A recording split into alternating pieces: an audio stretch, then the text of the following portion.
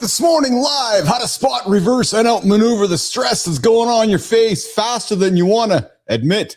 Hey, Cortisol Face. The show starts right now, and it's live. Mornings in the lab with Keith, Jon, and friends. We're getting going now.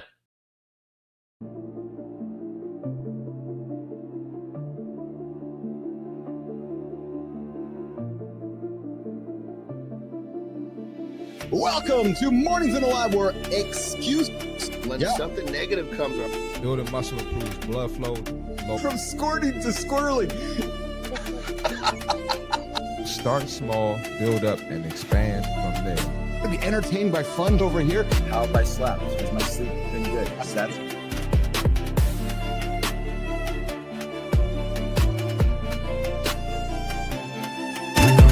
Doesn't come from breaking the rules, you guys.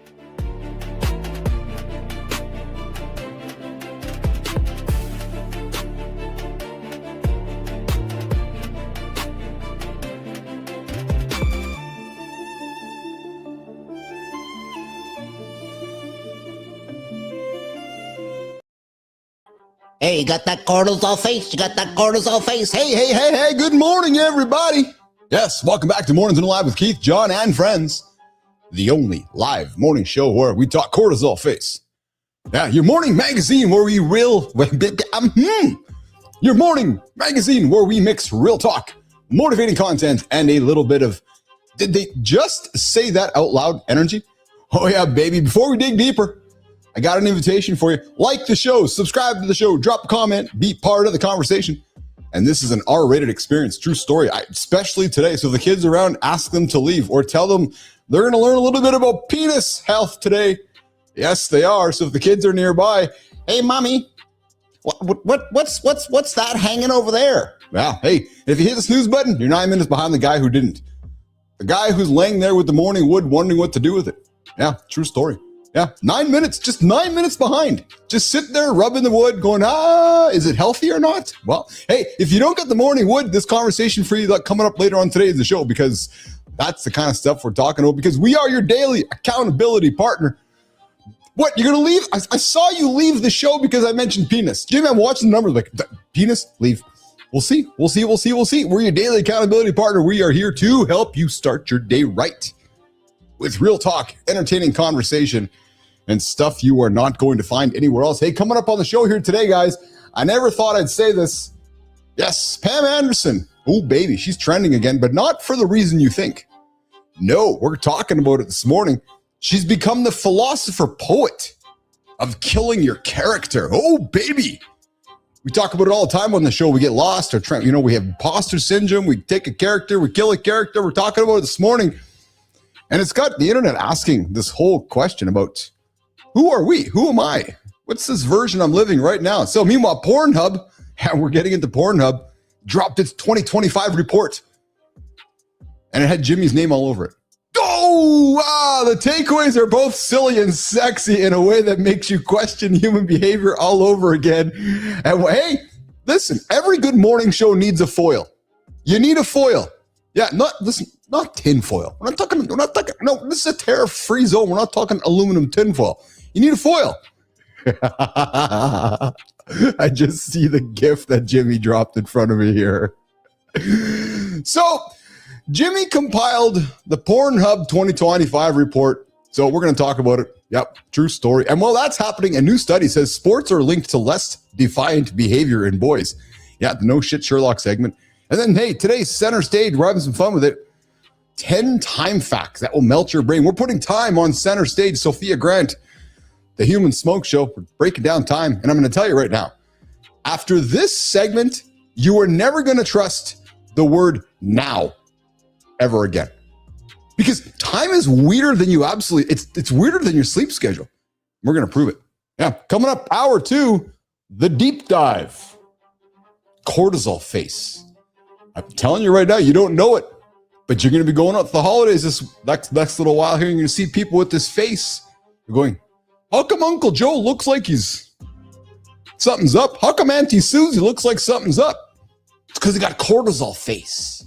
You know, that stress that's literally just reshaping your face like you're just aging and fast forward. Today, we're going to break down how to spot it, How to spot it? Go look at the fucking mirror. Look at that aging face. No, you didn't have a stroke. You got aging face. You got cortisol face. I know I just said that. Look, I'm not trying to offend anybody that had a stroke. I'm sorry you had a stroke. I told you at the beginning of the show, we might offend people. Did he just say that? Yeah, we just did. So if you got cortisol face, well, I'm sorry. Go put that Big Mac down. Yeah. Then we're going to move into 10 penis health rules listen, nation, I did some research. Y'all are searching for it. The trending topic for the last 90 days, Neiman, has been men looking at penis health. I'm just saying, Pamela Anderson, penis health, we're talking about it this morning, and cortisol face. The 3 topics we put on the table here today, y'all were searching about it. And hey, not just Jimmy, y'all. And then the PornHub 2025, y'all just were searching for it. Yeah. 10 penis health tips every man over 35 should know. And no, we're not whispering it. We're getting to the rooftop. We're talking about it. And this is real stuff. Nobody teaches men, but every man should know. And hey, you got the resident sex expert, the handsome chief. Keith Bill is here to deliver it for you. Hey, Morning Focus. I got something to say. I got something to say. Well, AI hit us with just good enough. That fireable offense. I got a little theme this week we're leaning into. So I got one more thing to put on the table. I think AI has just made us all good enough. We're just happy with being good enough. And then we're going to wrap it up. Second hour, community corner. We're going to dig into the nice guy trap, the indecision trap, and the bad manager trap. And it all starts right now because the morning loop starts right now. Morning, nation. The rooftop is clear, but my brain still smells like yesterday's show. And speaking of disasters, nobody has heard from Tommy and Frankie since that airplane stunt. They probably fell asleep, hit snooze, and woke up in the wrong decade again. If those two don't check in soon, we might need a search party for 2 men who smell like fear and airplane pretzels. I woke up checking my house like a gas leak report. Opened a window, blamed the dog, then remembered it was Keith describing BBL recovery. Science saying women's farts are more potent did not help my marriage. Yeah, fellas, do not quote that study at the dinner table, or during date night, or ever. Then John casually explained old people smell is just skin dust in the carpet. Brother, I will never walk into Grandma's house again without feeling like I'm inhaling ancestry. Somewhere between BBL smell and brass-stealing dumb shits, our noses filed for workplace compensation. The crazy part, all that stink was really about one thing. Your body is always sending data. Most of us keep lighting candles instead of changing behavior. So if yesterday attacked your nose, today is coming for your avatar. Chief, John, come on up here and talk to the guys about killing the fake character before it stinks up their life.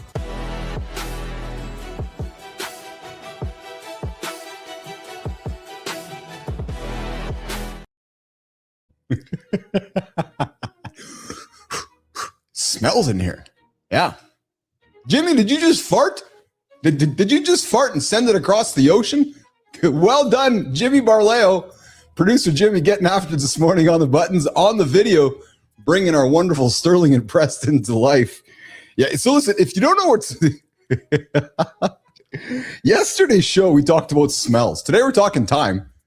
I had a good conversation with somebody yesterday. She's like, your show is like a magazine. I go, yes, that's exactly it. The show is a living magazine. Good morning, Sullivan. Good to see you there. Wood morning. True story. Yeah, so yesterday's show, we talked about smells. Yeah, we talked about old people smells and how to get rid of it. We talked about BBL smells and what to do about it. And we talked about whether our wife's farts smell more than men's farts. And apparently, except for Jimmy, it's true. So, guys, just watch out for your lovely wife over the next holiday season because she might be just blowing the room out. Yeah, just might be just steaming the room, walking into the room. Hey, it's Aunt Edna dropping gas. It's true. Hey, Jimmy, imagine Aunt Edna's like 90 and dropping gas. Dude, not only is it old people smell, but it's Aunt Edna smell. Double hitter. And imagine if Aunt Edna wouldn't got the BBL too. Oh, my goodness. BBL, Aunt Edna, old person, and dropping bombs. Hey, second hour, guys. We're going to open up the phone lines. 431-300-3005. Charlie sent us a note yesterday. Good time. Appreciate you, brother. We got a little video that we're going to put on the stage here this morning. And regarding that little video that Charlie put it. So, Jimmy, let's get that ready for us, man. A little bit later here. We're going to get that ready. I got a video from Charlie. I got some stuff from the conversations folder on X we're going to throw onto the table today. We're going to talk pull-ups this morning as well. No, not, listen, guys, not pull-up diapers, like pull-ups, right? dropping in the news yesterday. And hey, if you're watching the show on demand, well, you're late. The show starts at 8 o'clock Eastern time. So I would invite you to get on the show live with us every single day, Monday through Friday, and you can join the show. All right, I see the big dog coming into the lab there, sitting down, getting himself all set up. I can see a little grin.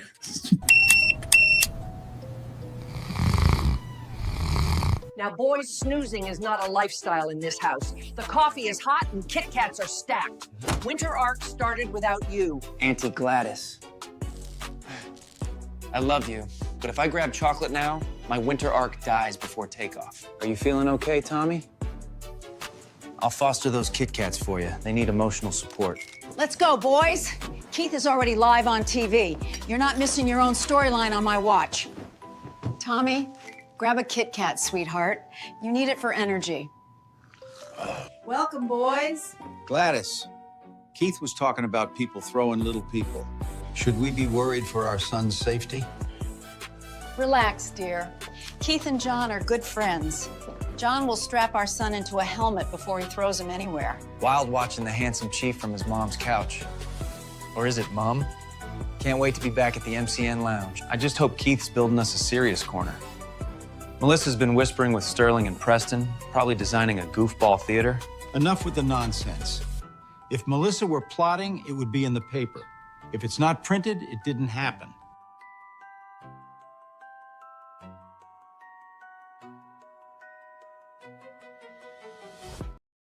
John. That was good, dude. I guess I got to get a helmet so you could do some.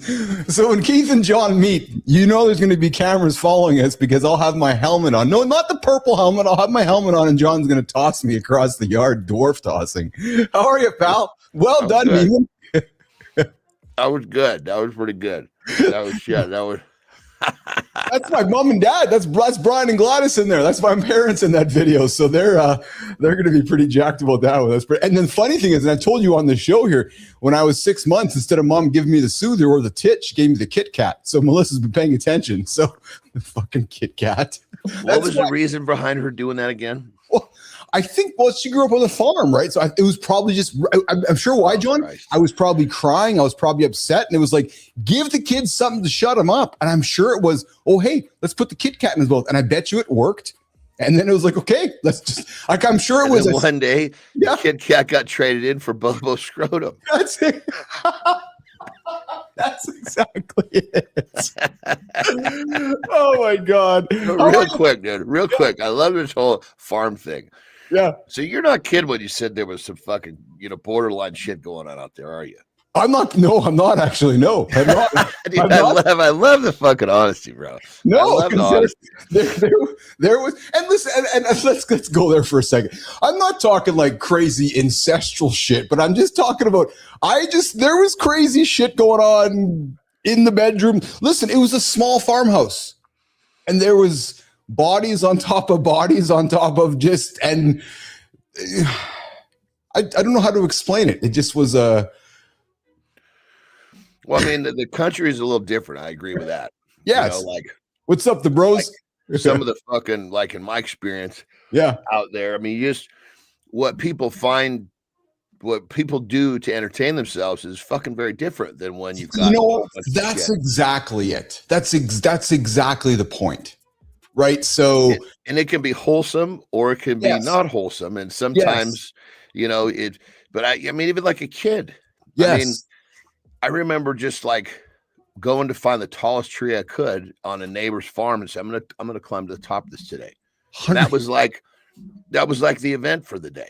Yes. And nobody had a fucking problem with me riding my fucking bike across an alfalfa field to a big fucking tree. Yes. And climbing it. The neighbor farmer's like, oh, it's the fucking neighbor kid coming to climb the tree. Yeah. Oh, it's funny how that was just accepted. And I'm going to be serious when I tell you next. So it's the same thing with I remember the day we went and collected frogs, me and my 3 cousins. We got up in the morning and we knew where Bimbo slept. And the plan was when Bimbo went to sleep, we were going to put a bunch of frogs in his bed and in his pillowcase and stuff him down his pants. True story. And that was the plan. Just like your plan to go try to climb the tree. That was mine and my 3 cousins' plan that day. The whole day was built around collecting the frogs, putting them into the bucket, keeping them alive so that we can bother bimbo at night. Again, to your point, just young boys being shit disturbers. But that was our entertainment. There was no iPads or iPhones. It was the fun of watching bimbo get scared because we put frogs in his bed. That was it, Johnny. You know what I mean? Yeah. Yeah. No, I mean, it's simple. But, I mean, it was like that, but simple. And, you know, that's kind of what life was. Yes. Yeah. Oh, absolutely. Speaking of simple, here's a segue. I never thought I'd make this segue. So you and I grew up with Pam Anderson. And oh, God, yeah. I know, right? Sterling, Preston, put this one on the table. Up by your neck of the woods. She is. Yeah, 100%. Guys, put this on the table. We're going to talk about it. Pamela Anderson is trending again, but the real story is not Hollywood. It is how she ditched a character before it finished her off. Men do the same thing, building that tough guy or stoic earner mask. And then wonder why breathing feels like work. Her shift shows the power of dropping the script. If the character you built is choking you, maybe it is time to retire him. So I put this one on the table because you've seen her recently. You have you not? Just to I'm yeah, sure. like completely polar opposite. No makeup, no nothing. Just like, this is me waking up, combing my hair. I love it. I love it because I think there's a lot of metaphors and a lot of stories we can take from that because, you know, and I was thinking about you know, and I'm even myself, because you've killed your character a few times. You're like, okay, I'm done this. I'm doing this now. I'm done this. I'm doing this now. I'm kind of in the front end of another one of those, you know. I know, because you've been kind of alluding to and talking about it, right? So I thought this is something that this one is coming a little bit less. It's a little less defined because I mean, I've already kind of changed my focus in terms of not competing high level physically anymore. Yes. Now I've taken that competing high level to business. Yes. But there's still like there's a physical identity. I don't want to call it a crisis because I'm not losing sleep, but I don't have a purpose. My purpose as a physical creature is being redefined. This is fascinating, John.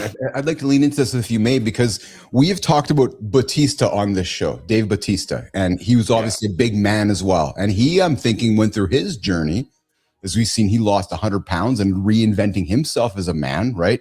And I got to think, I want to be a little bit vulnerable with you here, because I'm going to make some, I'm going to suspect you a little bit.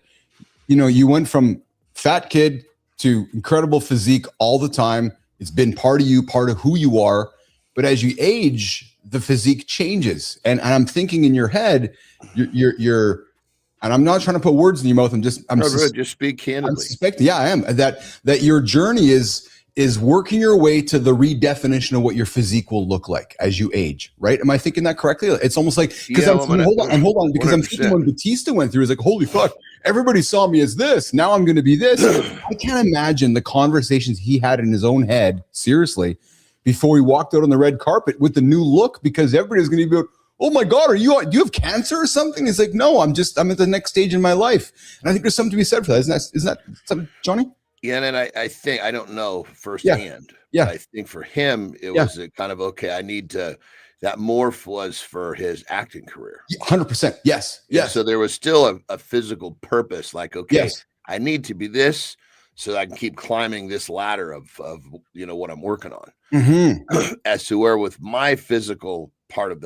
I don't have, if I had like, let's just pretend that I said, you know, fuck, I'm going to start running fucking marathons, whatever it was. 100%. Like a buddy of mine did that. He was a fucking high level, world class. Mark Bell, you've heard me talk about. Yeah. He ended up started running. He ran the Boston Marathon. Oh shit. Yeah. So anyway, point of being is that he had another purpose for what he was doing with his training. Yes. I really don't have that per se. Yes. That's why I'm teetering, because I've never had a position where I'm just, I mean, I still do what I do with health and fitness because I enjoy it, but I don't have like this specific spot that I'm supposed to end up. And that's a first for me. Does that bother you a little bit? No, I can't say it bothers, because it's not like I'm sitting there like, oh my God, what am I going to do? I'm totally involved. And I mean, I actually thought about that. Terry and I were kind of joking around, like, you know, we've always talked about competing. Yeah. And, I mean, with what I got going on right now, wouldn't fit it. I wouldn't fit into my life. I have to get some other, like maybe in the next year or two. Yes. Once they get some delegation done, but I'm creating systems. I'm creating this so I can start plugging. So it's not really, that's not even a possibility right now. So I'm not feeling like I've got all this time and energy that I'm needing to invest in my physical journey that I don't know what to do with. That might be a problem.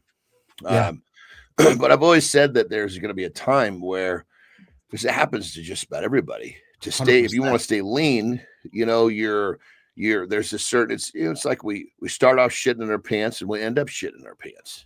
Right. I know. Yes. And so, you know, I'm on the downside of like my physical prowess. Like if I wanted to be 300 pounds again, I would be in the worst condition that I'd ever been in my life at 300 pounds at almost 54, meaning my body wouldn't hold it the same.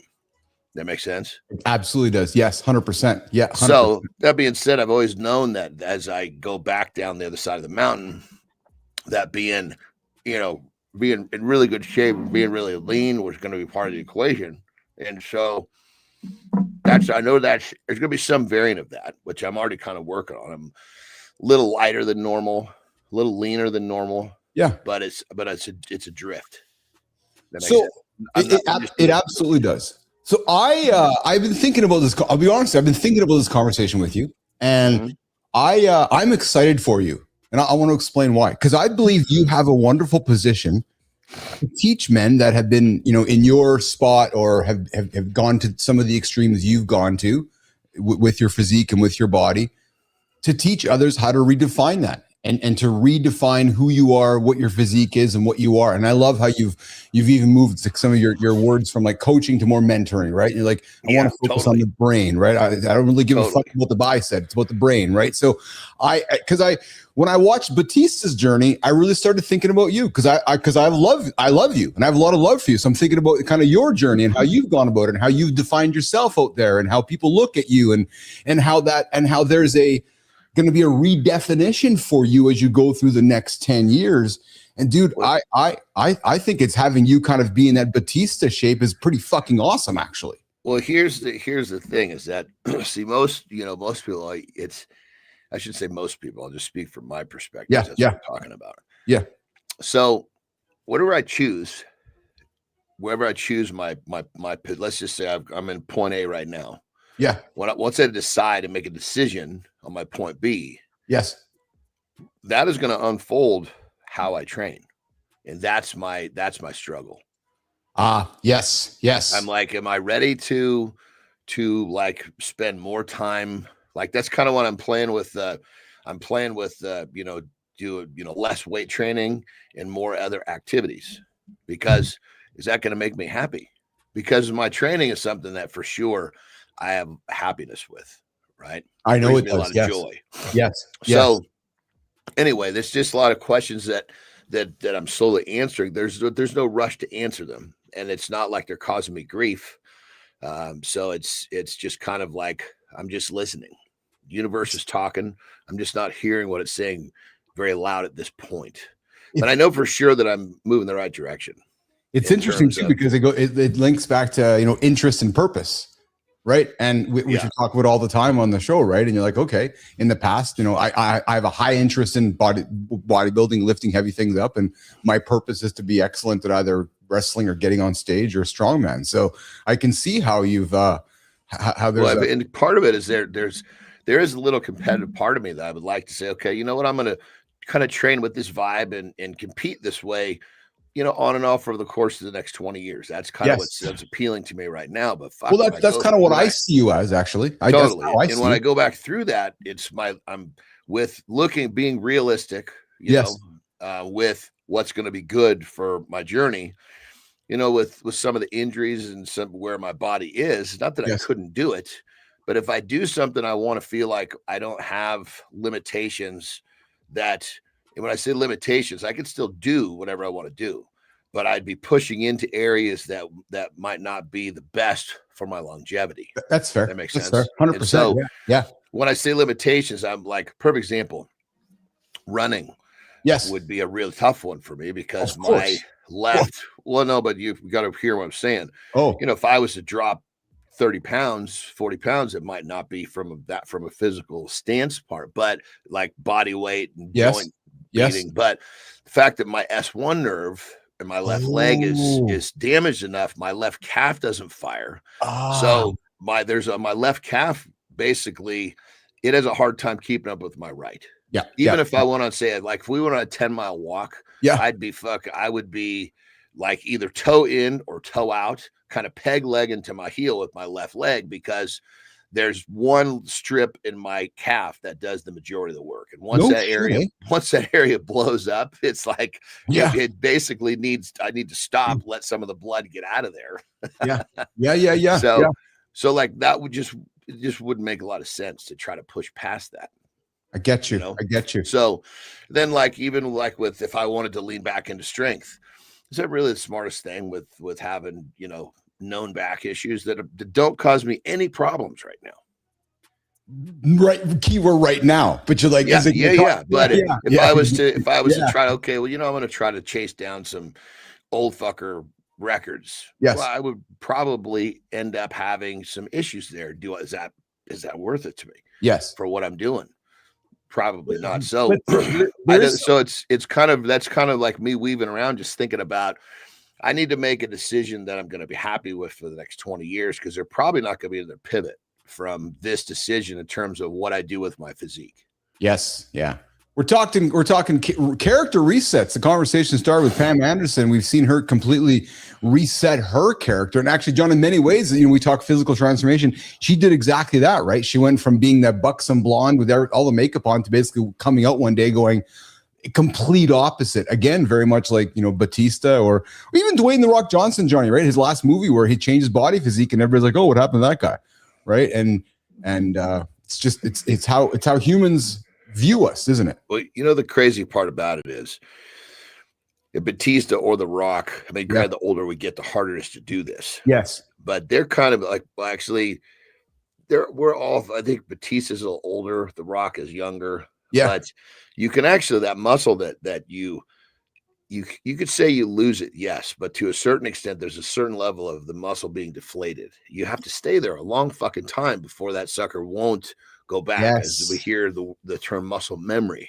Yes. So I've wondered, you see it all the time. A guy will lose 40 pounds for a movie role. Mm-hmm. And then you see him fucking 2 months later and he's pretty much gained it back. And if he did it right, he's in the same shape or better. Yes. Yeah. Absolutely. Well, speaking of great shape or better, I had some humor, man. So there's a 71-year-old man. Jimmy put this up here yesterday. There's a 71-year-old man at an airport in DC doing fucking 20 pull-ups. Now, I don't care what you think of politics. I don't care. This is pretty fucking impressive. Is that fucking, what's his name? That's Kennedy. 20 pull-ups, pulled them up right on the spot. That's fucking, well, dude, down at Gold's Venice, he's known to be a fucking savage. So, like I said, I put politics or the way that he runs his business aside. I don't care. There's a human being at 71 years old who's like, I am going to show everybody that there's a way to be healthy. Because again, people can judge their Make America Healthy stuff. I don't really care. That's not the point.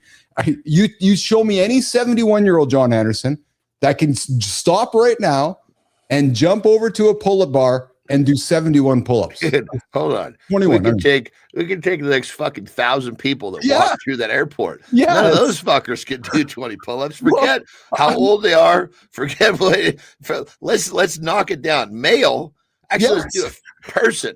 Yes. Next 1,000 people.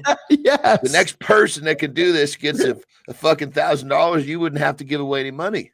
So then Sean Duffy did it, the transportation minister, and then they had Sean Duffy's daughter do it. So they all did it there. And then this morning, Jimmy, get this one ready. And then this morning, Johnny, one of our resident co-hosts on the show drops a video. Hold on, we should back up. But remember, everybody's looking at the 71-year-old do the pull-up. Oh, he's on juice. Yeah. He's on juice. He cheats. Yeah. Okay, so he does things to make his life better, and he's cheating. How about you're the fucker that's on 6 fucking medications so you don't fucking choke to death in your sleep. And who's cheating? And crushing Big Macs. Fuck. I know. So then I got a wonderful video this morning from somebody who we all love. I have lots of love and admiration for. He joins us every Friday now in the Bullshit Award. So I told you about this guy. He's got a pull-up bar in his gym. Put this one on the stage, Jimmy. And get this. Check this out. Oh, where is it? I don't see it on the screen there, Jim. I was like, if Petro's doing pull-ups with that chick, he's going to get in trouble. Yeah, well, no, there he is. Check him out. There he is. There's Petro crushing the fucking pull-ups, man. Yeah, like, look at that. Dude, look at that. And I got to say, man, they're actually full pull-ups. They're not half pull-ups because I know because Johnny, he only reads half the book. So I got to be honest, when I first sent it, I wondered whether dude, when we're talking a pull-up, unless you can do them fucking perfectly, nobody can talk about, oh, it's not a full pull-up. Oh, it's not this. Listen, flop around like a fucking fish. Get your chin over the fucking bar. Yes. And if you're the fucker that can do it, that hangs and pulls, keeps your body still, then you can throw a stone. I love it, man. Petro, you are an inspiration, brother. I got this video. And I'm not saying that he's flopping like a fish. No, I'm saying he's the motherfucker that wants to man. judge that needs to really have a reality check. I can assure you, anybody watching this morning or watch the show later today will not be doing pull-ups like Petro. So Petro's already probably 20 pull-ups before anybody else. So good job, Petro. That's awesome, man. I'm certainly was excited about that. And then, hey, Sterling, Preston, and Johnny, you have coached young men before in your time, and so have I. Well, hey, get this. And this is kind of a no shit Sherlock department title conversation, but there's something to be said for this. Sports are linked to less defiant behavior in boys. Sterling, Preston, what's the scoop? New study says getting boys into sports early cuts defiant behavior later.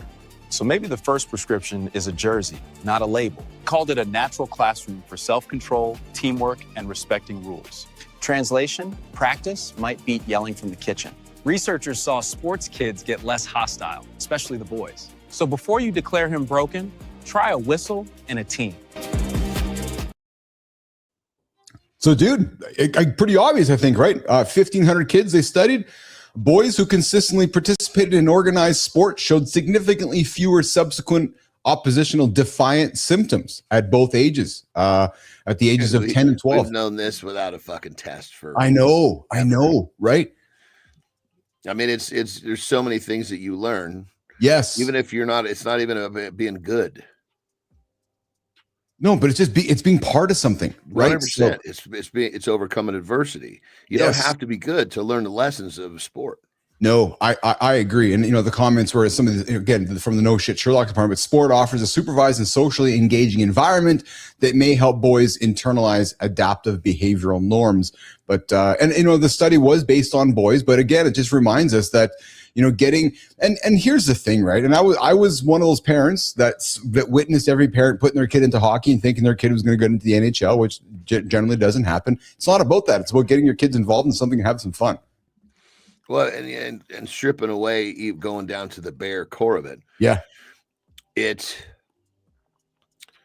puts a kid in a place where he's not going to get in trouble versus if it's not a practice, he's probably going to be in a place where he can get himself in trouble. Absolutely. Just that alone. Yes. Is worth fucking it's priceless. So speaking of boys, so Carter's obviously in Saskatchewan playing hockey and he's working his journey. How's he doing? He's doing great. He's so as you know with sports, here's a good example, right? So he's the rookie on the team. So he's not playing all the time, he's not getting all the minutes. He's having to earn his minutes and earn his time, right? So he's still learning all that, but so he has time now. So he's got into a rhythm, he's got into a routine, he's doing quite well. But then so now he's thinking about what he can do in his extra time. So he's building a business.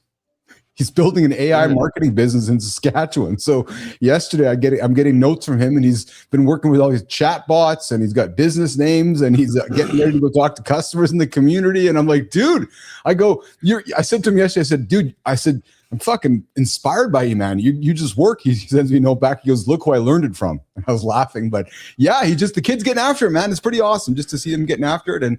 And I keep offering him help, and he's never taking me up on it. So I'm like, all right, I guess you're doing your thing. So well, he's learned to use the time. Yes, he's recognizing that there's time that he needs to recover, and there's times that he's wasting, and he's deciding he's done wasting time. And these fucking kid's not even old to drink yet. Yes, that's massive. That's massive. I'll tell you what it is, brother. Is that I guess up where you are, he is old enough to drink. Yeah, it's true. No, you're right. You're right. But I'll tell you what it is, though, is that he feels like he's in a good place, and he's like, okay, I suspect I'm going to be here for a couple of years now, and I'm happy and I got a routine. So he's like, okay, so I can either just work at a side job and come out of here in 3 years at 21 and not have anything. I can take some side courses in university, or I can build a business on the side because I have the time to do it and see how I learn from it. So I love it. I love the initiative and what's the worst thing that's going to happen, right? He's going to learn. Totally. Learn. Oh God. Oh Right? God. It's so good. You know, and the best thing that he did on this whole thing, I see that I like about it is he's not stepping into the trap of collecting a paycheck. Yes, that's it. So I love exactly. So he has a pizza job, but he's like, that's his pizza job, but he knows that's not what he wants. So he's using the pizza job to learn, to be social, to ask questions of the owner about what kind of problems he can solve. And then he's going home and building solutions to go back to the pizza owner and say, hey, I can help you with this and help you with this. So he's actually using the opportunity, I think, quite wisely. But his goal is to work for himself and to make his own money. I know it's exactly his goal. So which is pretty exciting. And as a parent, just like, I know with your daughters, it's really, and I'm with you, bullshit professor. It's the work ethic is what I find most awesome. And as his athletic career, develops, yes, however many years it goes, he's already learned and has got in the rhythm started to not just take the time that could have been invested in something. That's it. That's exactly it. That's exactly it. It's exactly it. All right. So, hey, listen, the big old PornHub has their 2025 year in review dropped yesterday. 25 years that's been around. Well, no, it's the 2025 year. So we're reviewing the last 12 months of the silliest. I was like, how has that thing existed that long? Yeah, right. Preston, Sterling, what are we talking about when it comes to the PornHub 2025 report? The biggest adult website just dropped its yearly habits report. Forget Spotify Wrapped. This is your lonely scroll dashboard. The wild part, the data says most guys are predictable. Same cravings, same clicks, just more tabs pretending nothing's wrong. Today isn't about shaming you, it is about exposing that alter ego. If that character runs life, maybe it needs retiring. Yeah, so what people search for. Number one, Johnny, this one I still can't wrap my head around, but hentai. Or I guess I can say it's hentai, H-E-N-T-I. It's the animated Japanese kind of hentai animated porn. But yeah, hentai is the number one global search term for the 5th year in a row. So globally, men apparently it's not real, correct? It's exactly right. Yeah. It is interesting. Then the second one's MILF. So MILF is number 2. So MILF is the second highest search term on PornHub. Number 3 is ebony. Number 4 is lesbian, and then number 5 is anal. So those are the 5 top search terms that have happened in 2025 on PornHub, and then fetish and taboo topics keep climbing. And we've talked about some of these this year, like cheating. Cheating became popular during the Coldplay fucking situation. A lot of people were searching for that one. Cuckold, where we talked about that in the show before, and then affair. That has been one. Here's one, Johnny. Femboy cracked the overall global top 10 for the first one in a long time. Let's define femboy. What is, if you search femboy, what are you looking for? Yeah, I confirming a mainstream. Oh, so it is. It's a mainstreaming of feminized male fantasies. So what I'm reading between the lines in this. My notes don't tell me this, but I'm thinking that femboy. I'm so glad that you don't know. I don't actually know. Thank God. Maybe Jimmy knows. No,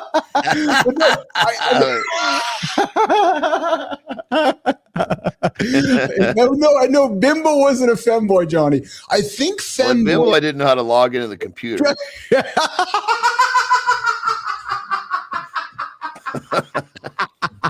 He's just looking at it, going, "Hey, what are those videos? When do they come back?" I think we had a femboy in the show last week, Johnny. That was kind of my thought, yeah. But usually it's like I don't know. Is it just a gay term, or is it like a guy who a femboy is a guy who's real feminine but he's straight? I mean, yeah. So I'm just reading my notes here. Is that a femboy is confirming a mainstream of feminized male fantasies? So I'm suspecting. Oh, hold on. Let's just do this. Hey, Grok. Yeah, Grok. Yeah, Grok. When you search, ask her when you search it, what are you trying to find? Yeah, Grok. When Keith and Johnny search femboy, F-E-M, femboy, what are we looking for when we're talking about a femboy? A femboy is just a bloke who looks girly on purpose. Think makeup, skirts, soft voice, usually straight, but it's more about fantasy than orientation. When guys search it, they're after that contrast. Tough guy outside, pretty boy inside. Not gay, not straight, just curious. Now they're watching this dude basically get with a chick. Yeah. So Grok, what? Yeah. So what would? Yeah. Answer John's question. What's the femboy doing? Yeah. So when a femboy shows up in porn, he's typically being pursued by a woman. She's in charge. He's pretty. It's all about her loving on a guy who looks like he stepped out of an anime. No dick on dick action. Just very eager, very soft, very straight looking. But yeah, it's basically vanilla with eyeliner. Basically vanilla with eyeliner. So it's a dude basically fantasizing that he's good looking enough that a chick will come and just ride his action. I think so. Yeah. What's going on, British Psych Major? What's shaking, mate? I see you. Welcome to Mornings in the Lab with Keith, John, and friends. Where are you joining us, British Psych Major? We're talking PornHub's 2025 trends right now, and we're digging into femboys. So Jimmy got this up here for us, man. So femboy, Johnny, femboy versus transgender woman. We're learning this morning. The two old guys are learning. Yeah, no shit. The good thing is we both don't know this. I'm happy. Thank God. Yeah. When you didn't answer that question, I was like, I'm so happy to hear this. And you just spit that out. I was like, oh man. This is how you kind of get caught with your fucking, you know what I mean? When somebody's got some fucking weirdo secret life and you casually ask him a question, spits out a really detailed answer. You're like, what the fuck are you doing when no one's looking? Clearly you're not fucking working in the dark on something productive. So a femboy versus transgender woman. A femboy expresses femininity as a man. A trans woman is a woman who was assigned male at birth and identifies as a female. So there's the difference, right? So I guess there's just more people searching for. Okay, so he identifies as a female. So he wants to be taken advantage of or have a woman impose their will on her will on him, but he's not really gay. It's exactly it. Yeah. Okay. So he's kind of skirts the line, but he's really not gay. Yeah. Yeah. Okay. I'll throw the word. I was going to say it wouldn't be fair for me to say confused because maybe they're not confused. That's just what their preferences are. So I don't certainly want to. It's fascinating to me. And then here's the other thing, Johnny. So the transgender category jumped into the second most viewed slot with a big percentage of Melissa says they're 100% confused. The transgender category jumped into the second most viewed slot with big percentage spikes in searching containing queer, bisexual, and trans terms. I'd actually be curious, with just the geopolitical climate of the world, whether that had influence on what people were searching for as well, right? Just so that kind of, and then as you would think, the United States, Johnny, still delivering the most traffic to PornHub, even though the site we take all the fucking pills, we watch all the fucking porn. Yes, I mean it's unbelievable. It is, isn't it? Actually, how programmed we are to be fucking zombies. Yes, it is actually quite interesting how we are. So, and PornHub's owned now by a Canadian company called MindGeek. Out of Montreal. Just a little side note there. They were bought a couple of years ago, and they're actually so sure they're a porn company, but they're actually most certainly, John, they're an SEO optimized company. Like they're very much a tech company that just peddles porn because they they've discovered on how to get people to watch their content. Hey Jay, what's going on? Jay, good to see you there. We got John Petro saying they should call this report the Kinsey report, as it reviews what people are actually interested in. Yes, no shit. The McKinsey report is dropped every year, and it's I like that a lot. Hey, so we got an epic spot we're going to put on the table for some center stage stuff. We're running a little behind here this morning. Jimmy, let's put this. John, check this out, man. There's a guy in China. We got an epic spot. Let's do it. Yeah, check this out. So this guy's got, these are flying swords. So a young man in China, he put a bunch of tech on these swords and made them fly. Like what is the mechanism? Little propellers? Yeah. So they're actually little drones. And so he created this, and this is real. I checked it out, not AI. That's a big fucker. He's riding That's himself. A big one. Yeah. But there's a bunch of little ones here he put, and he launched them up there. Look are all those little red circles? Yes. Are those the propellers? Yes. But yeah, they attached to all these little fucking swords and they're flying. Look at that. That's real. None of that is, that's not AI. That's actually real swords that he put on there, and he's been flying them. So I thought that was kind of pretty cool, man. That's like fucking Talk about some fucking resources, dude. Totally. I mean, how much would one of those little contraptions run? He's not a dude that's just sitting there building these in his garage. Yes. At least anymore, at least. Huh?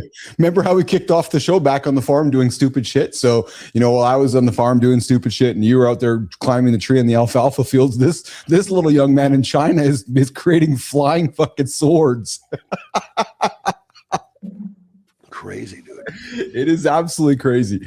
Well, you figure if we were raised as this technology being very interesting. Yes. Holy Christ, you'd spend your whole life chasing your interest. Oh, well, that's why sometimes, man, I think that I was, born a little too early, because I'm obviously, as you get to know, I'm nerdy with this tech stuff. I love all this tech stuff. And sometimes I wish that I was born in an era where I got it, because this is my interest, right? So I figure, how many years did it take us to find our interest? Yeah. Yes. Let's just say, if you're lucky, you only waste a decade. Oh my God. I hate to hear if you're lucky. So I got to use the average. You're probably, we realistically probably lost 2 decades of the time in our life when we could learn the most as well. Your learning curve when you're a little fucker is off the charts. I know that I don't use this word, and I rarely use it with us now, but I will just kind of emphasize it here. I hate in some ways that you did say that, because you're right. I believe that we have wasted 10, 15 years of our lives trying to figure out what our interests were. That's actually interesting to hear you say that. Pardon my pun with using the word interest. If that's one thing we can teach the 20-year-olds or encourage the 20-year-olds and 30-year-olds is just to fucking lean so much into that, like that magic of that word. Oh, less purpose, more interest in so many ways. Right? I know they're linked, but man, just go chase that interest of yours, because it's going to work out. I mean, when you find people, whether it was interest or they were forced to do something, they've been doing it from the time they can remember. Yes. These people are on a whole different level. Yes. It's mastery beyond mastery. Like we can't even comprehend.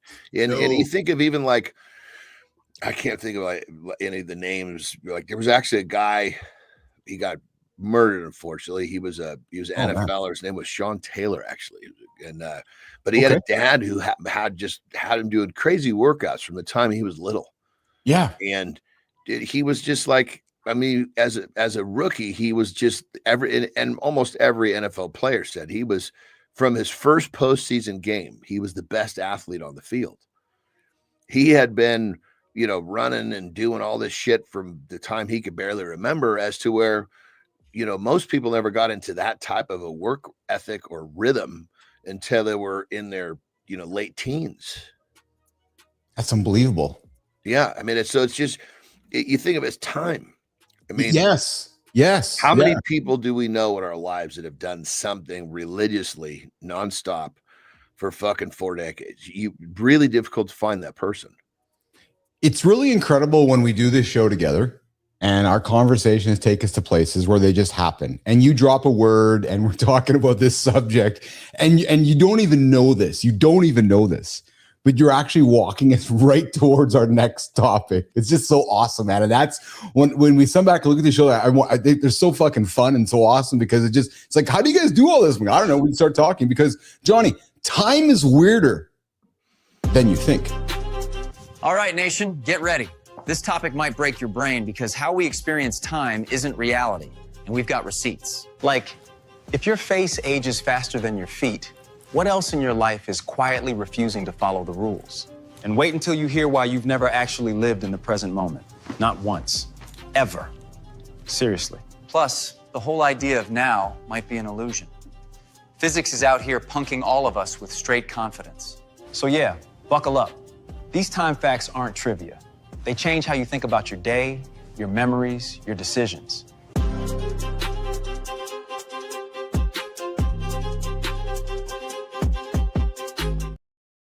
I thought we'd dig into time today. We'd put time on center stage because, time is a fucking weird topic, man. Dude, exactly. You get deep enough in this, starts fucking melting down my brain. Yeah, the good. Good. It's because time, your age faces faster than your feet. So when you talk about time, right, because gravity slows time very slightly the closer you are to Earth's center, your feet experience a tiny bit less time than your face. So actually, over a lifetime, the difference is only billions of a second, but it proves that one time for all observers does not really exist. So I'm seriously saying this: your age, your face ages faster than your feet. We don't think about it, but it's actually true. Think about that for a second, right? So, even though it's thousands of seconds, but your face is aging. We're talking cortisol face today. Number two, a day isn't actually 24 hours. Yes, it is. Well, that's the thing that trips it. Like when you think back, there was a time where there was a period, or there was the timeline. So you almost can't even have this conversation without using the word where it didn't exist. Know. Yes, you're absolutely right. Hey, good morning, Largene Charge. Good to have you here on Mornings in the Lab with Keith, John, and friends. Tim isn't real. No, time is real. But here's the thing, Johnny. A day isn't actually 24 hours. And we know this, but we don't think about this, right? So what we call a day is about 23 hours and 56 minutes and 42 seconds for one full Earth spin. Those extra few minutes come from Earth moving along its orbit, so that sun takes longer to appear in the same spot. What's really cool about that is when I started the sentence of what to the last point of that sentence, time was different for you than it was different for me, yet it seems to be the same. It's crazy shit, dude. Yeah, I mean, and the way that we wrap ourselves around time now, time is so deep into how we live. It almost seems impossible to think that it doesn't exist. You know what I mean? I do. I absolutely do know what you mean. 100%. We got Sophia hanging out with us as well for this conversation. And here's one thing, and I've talked about this before with you on the show a few times, but think about this one, right? So everything that we see has already happened. It's already in the past. Because light takes time to travel, so the sun I see is about 8 minutes and 20 seconds old, with the nearest star's light is about 4 years old when it hits your eyes. I just find it fascinating, man. Even the person across the room, or even you actually, is technically in the past, because when I'm talking to you, the nanoseconds that are now is actually being reconstructed in your brain behind you. So you're actually past me in time. What do you think about that before I throw it to Sophia? I don't get too tripped out on that. Yeah. But I think what I do trip out on is like, as this is coming in, right? Yes. We can get, and I think about this a lot, because we have to find this right place to toggle in this timeline that's future, present, and past. Yes. Yes. We find ourselves living in the past too much. Yes. It means we're focusing on, we're focusing on the wrong shit, regret sucking us back there, or maybe it's the fact that you're not spending enough time in just a slight future, that you're keeping problems from popping up in your past. You have to keep going back to solve these fucking problems. But if you spend too much time in the fucking future, which is more of my problem, then I don't have enough invested in the present. It's this fucking weird little, you know what I mean? And it all happens in this like split little fuck a few seconds around right this second. Time, you know, I know exactly what you mean. So Sophia, let's get you up. Let's pull Sophia up on stage. We're gonna get Sophia into this conversation as well. Sophia, when you hear now doesn't really exist, how do you think that lands for guys? I think we're having some troubles with Sophia there, so we'll get. So Jimmy, tell me if you got Sophia up on the stage there. But when you hear that that now doesn't really exist, how do you think that lands for guys already feeling behind in life? Sophia Grant.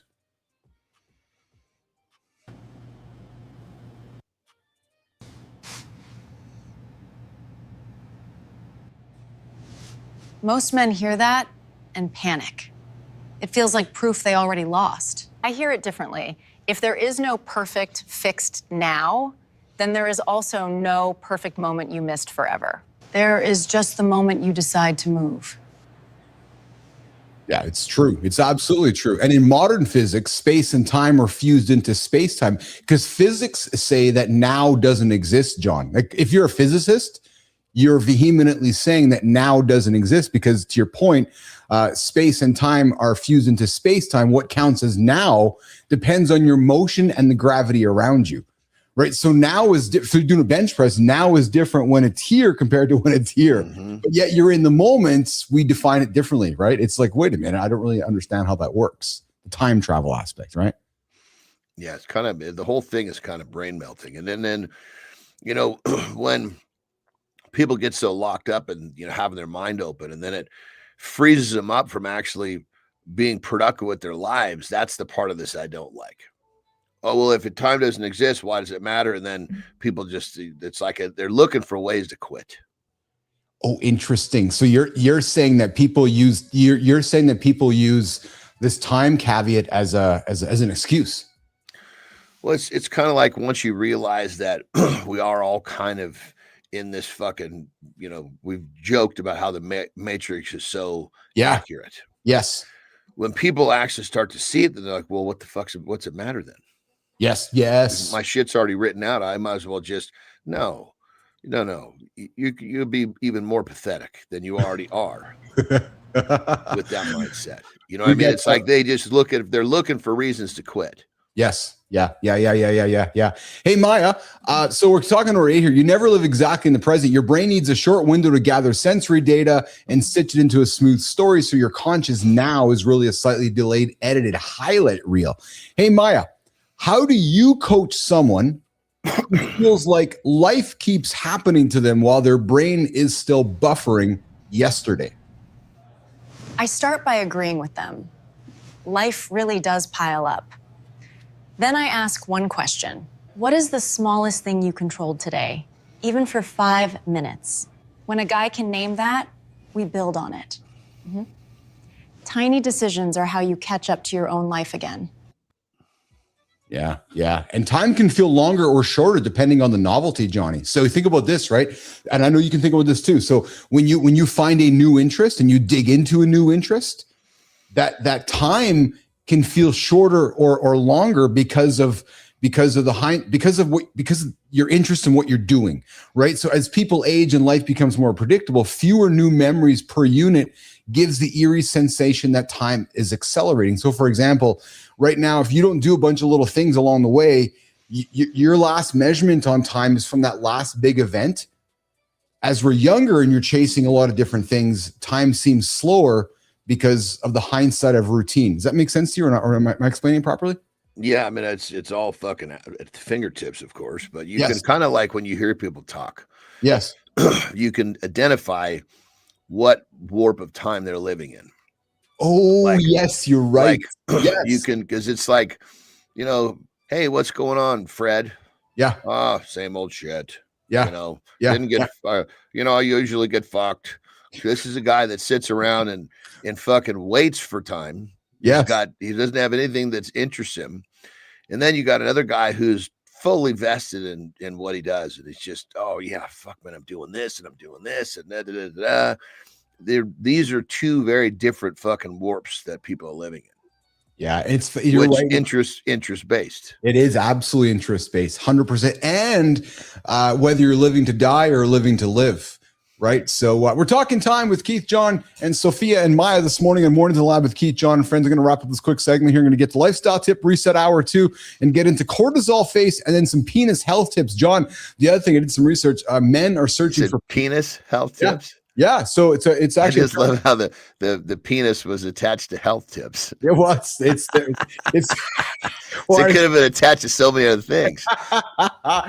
Hey, Sophia, when penis hardening tips. That's it. Sophia, when time starts feeling faster every year, what story are men in danger telling themselves about it's too late?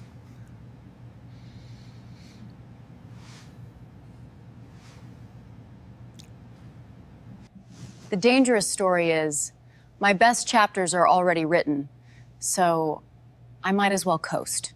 That belief ages men faster than any wrinkle. Exactly. When time feels shorter, the real question is not, is it too late? It's what do I want the next 5 years to actually feel like, and what am I willing to change for that? Mm-hmm.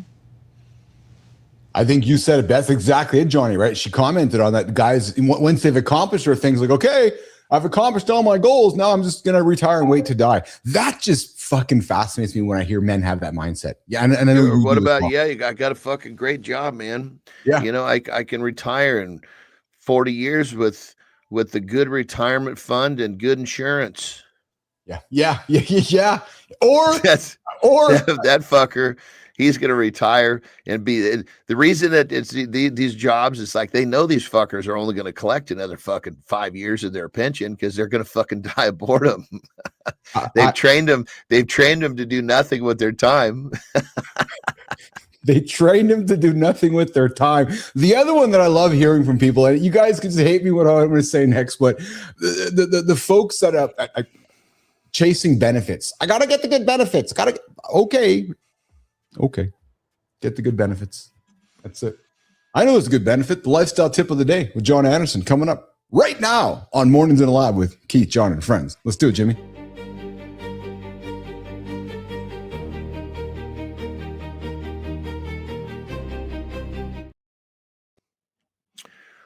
Let's talk a little bit about interest. We talk about it a lot on the show, but how do you take that single word and turn it into like an afterburner in your life? Well, many people don't really have an interest that they invest any energy into, which is a big problem. But part of that is that they don't actually take the time to figure out what it is and want to invest that time. So here's the tip. Think about something that you have interest in that you could do a little bit every day. Maybe it's 30 minutes. It doesn't even have to be productive per se. You know, of course, it'd be far better if it was. But when you have an interest to do something later in the day and you actually plan that out. Now let's get away from TV. Let's get away from shit like that. Let's get into something that's actually going to give you a return on your time, because that's part of what an interest does. When you invest your interest in something that actually makes you better and you get those results, it's like this wheel that spins faster and faster. And eventually it's a vortex that pulls you in. You don't want to stop doing it. But the point is that so many people wake up and they don't really have a planned time of doing their interest. They haven't thought, well, you know, after work, I'm going to go do this. God, that's going to be fun. When you think about the things that you want to do, when I'm going to bed, one of the last things I'm thinking about is some of the things that I have interest in doing tomorrow. And it makes waking up, starting my day, much more appealing. If I don't have interest in something I'm doing tomorrow, to me, might as well just put me in a box, bury me today. So think about interest.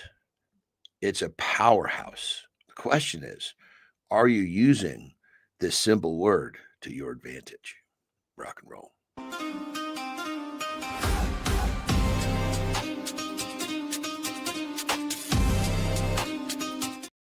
Good morning, everybody. Welcome back to Mornings in the Lab with Keith, Jon, and friends, your live morning show experience. We get up and get after it every single day live right here on X, YouTube, and LinkedIn. Thanks for joining us.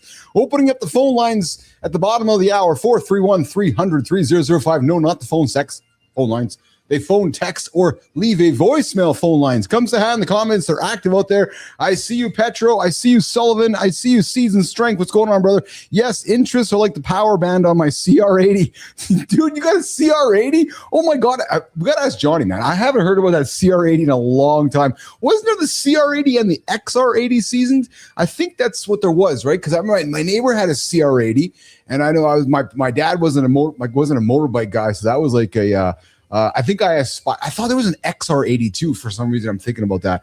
But hey, guys, hour 2 is kicking off right now. We are going to get into 2 things.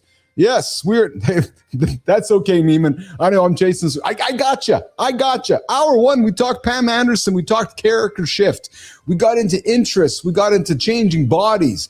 What else did we get into, guys? We talked about the PornHub 2025 stuff happening. We also talked about a guy who built flying swords that were drones. But hey, hour 2, what do we got coming up here, guys? We got a deep dive. We're going to talk about Cortisol Face. No, your neighbor didn't have a stroke. No, your neighbor's not dying. Your neighbor is eating shitty foods, and he's not sleeping, and he's looking like he's drinking too much, and he's got Cortisol Face. And then we're going to get into health tips for your penis. And then did you know that your gut can dissolve a razor blade? Jimmy, what's going on with the Cortisol Face, man? Let's talk about it.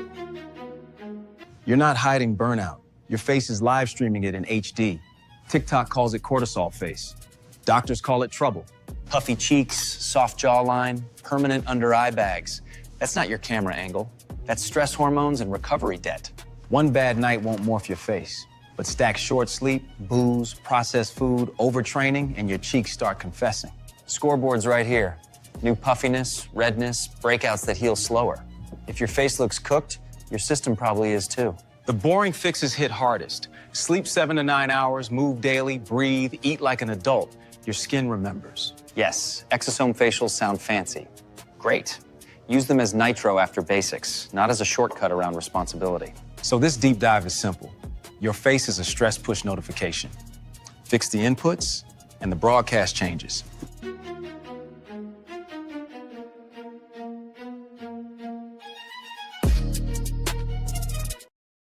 Cortisol Face. You know what I'm talking about? You've seen enough dudes around your time who have they just eating shitty.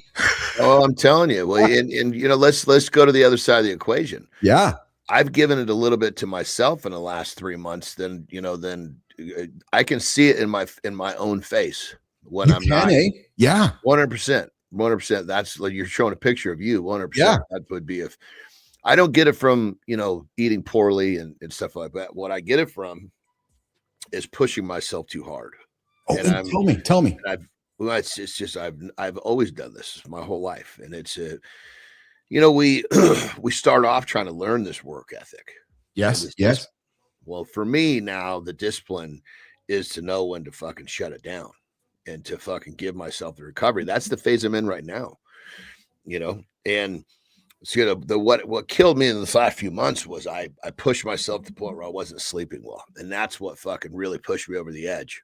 And you know what? I'm going to interrupt you. I'm going to interrupt you because I'm reflecting, and I remember actually there were some times on the show where you weren't getting good sleep, and no, dude. and I was fucking struggling. You guys were commenting, did he sleep well or not?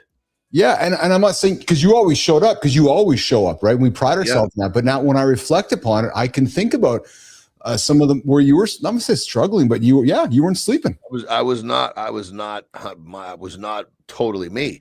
Yeah. Like, remember there was some joke about you and Jimmy, like, oh, he must have had good sleep. Yeah, I remember. Yes. Yeah. I mean, dude, normally a bad night's sleep can kind of knock it. It might take a half a step away from me, but I was in a position where a bad night's sleep was really just straight up sodomizing me for the day, And so anyway, I've gone through it in everything. It's like I did it to myself as a pro strongman. I competed too many times, just fucking wrecked my central nervous system, wasn't sleeping, had a hard time eating. And it's like these little periods you could see your face fucking age, the bags in your eyes. It's like you get that old man look to your face much more than you would. And so, like right now, I'm in that, I'm in kind of pulling out of that right now. Yeah. I don't want to say I never knew or had awareness about this, because obviously I did. Now I'll be frank with you. So this topic is so these topics that I've been pulling out for us to talk about are strategic. Men for the last 90 days on YouTube are searching for this. This has been a highly searched topic. So even just for you in the peptide space, bro, so you know, there's trends right now. Folks are searching out cortisol face. And I got to be frank, I didn't really think much about it until I started doing some research for today's show on this. And I'm thinking about my own self and looking back, and I'm like, fuck yeah. When I'm tired or when I'm feeling shitty or I have bad foods, and even Lauren's like, you're looking refreshed or it looks like you haven't much slept last night. I reflect even the picture Jimmy put on my face, the bags, the puffiness, and I didn't really connect the two dots, to be frank. I knew it was cortisol, but I got to be really honest. I didn't really connect that it was happening right here. I knew that I looked shitty, but now I really know that I'm like, okay, I see what I got to do. And I got to make different decisions. Yeah, like first thing that I notice is that my eyes, when you wake up, our eyes are a little puffy. Yes. Right? That's yes. normal. Yes. But if it takes a long time for my eyes to like, sometimes I'll come here and I'm like, I can still see my eyes have not totally taken shape for the day. Yeah. Right? Yeah. So it's like, but it's something that I go through every year. I always push myself. In the end of the year, I'm like, okay, I'm at this is time for me to recharge. And then it's like my inner being just starts to chomp at the bit again. And that's when I'm ready to go. Right. So I want to put the obvious things on the table, and then I'm going to come to you with some peptide solutions as well. So we know that we can assist with cortisol face by the basic stuff. Put the Big Macs aside, put the shitty food aside, get some good sleep, get hydration, hygiene, put the sugar away, put the processed food away. Speaking of processed food, Johnny, I don't think we'll have time to get to it today, maybe tomorrow, but fucking Oreo, sugar-free Oreos coming out. Put that aside. But but they made a big deal about it yesterday is my point. But the sugar-free Oreos, guys, you're still going to get cortisol face. But Johnny, what would you recommend to somebody who's thinking about working into the world of peptides would help them with a cortisol face? Well, first thing, like you said, is to get all of the foundational work squared away, or at least be actively working on it. Yes. And I think that so I'll just talk about what I do.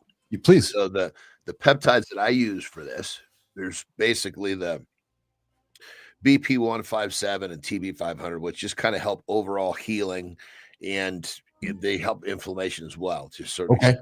Yes. Because when usually when we're bludgeoned with cortisol, our bodies are not healing well because it's a stress hormone. Yes. So healing, get the healing up to speed. Then of course, GHKCU, that's the third element that I don't actually mix these together, because the GHKCU we're finding now can degrade the other two. Okay. Almost like when there's certain animals in the zoo, you couldn't put a fucking goat in with a lion and expect they're going to live together. Yeah. No. So at least peacefully, so basically then the GHKCU is kind of a separate thing, but I use it a lot heavier. I use it for the idea that it's going to be helping with my collagen, which is the skin. Yes. Yeah. And then the other one is actually quite interesting. So it's more of a cognitive peptide. It's called Selenk. And just to break it into really simple terms, what it does is it goes into the back of the brain, so to speak, and it kind of dislocates the amygdala, which is that's the fight or flight. So if you can unplug the fight or flight, you're kind of taking the body's ability away to give you the stress hormones. Interesting.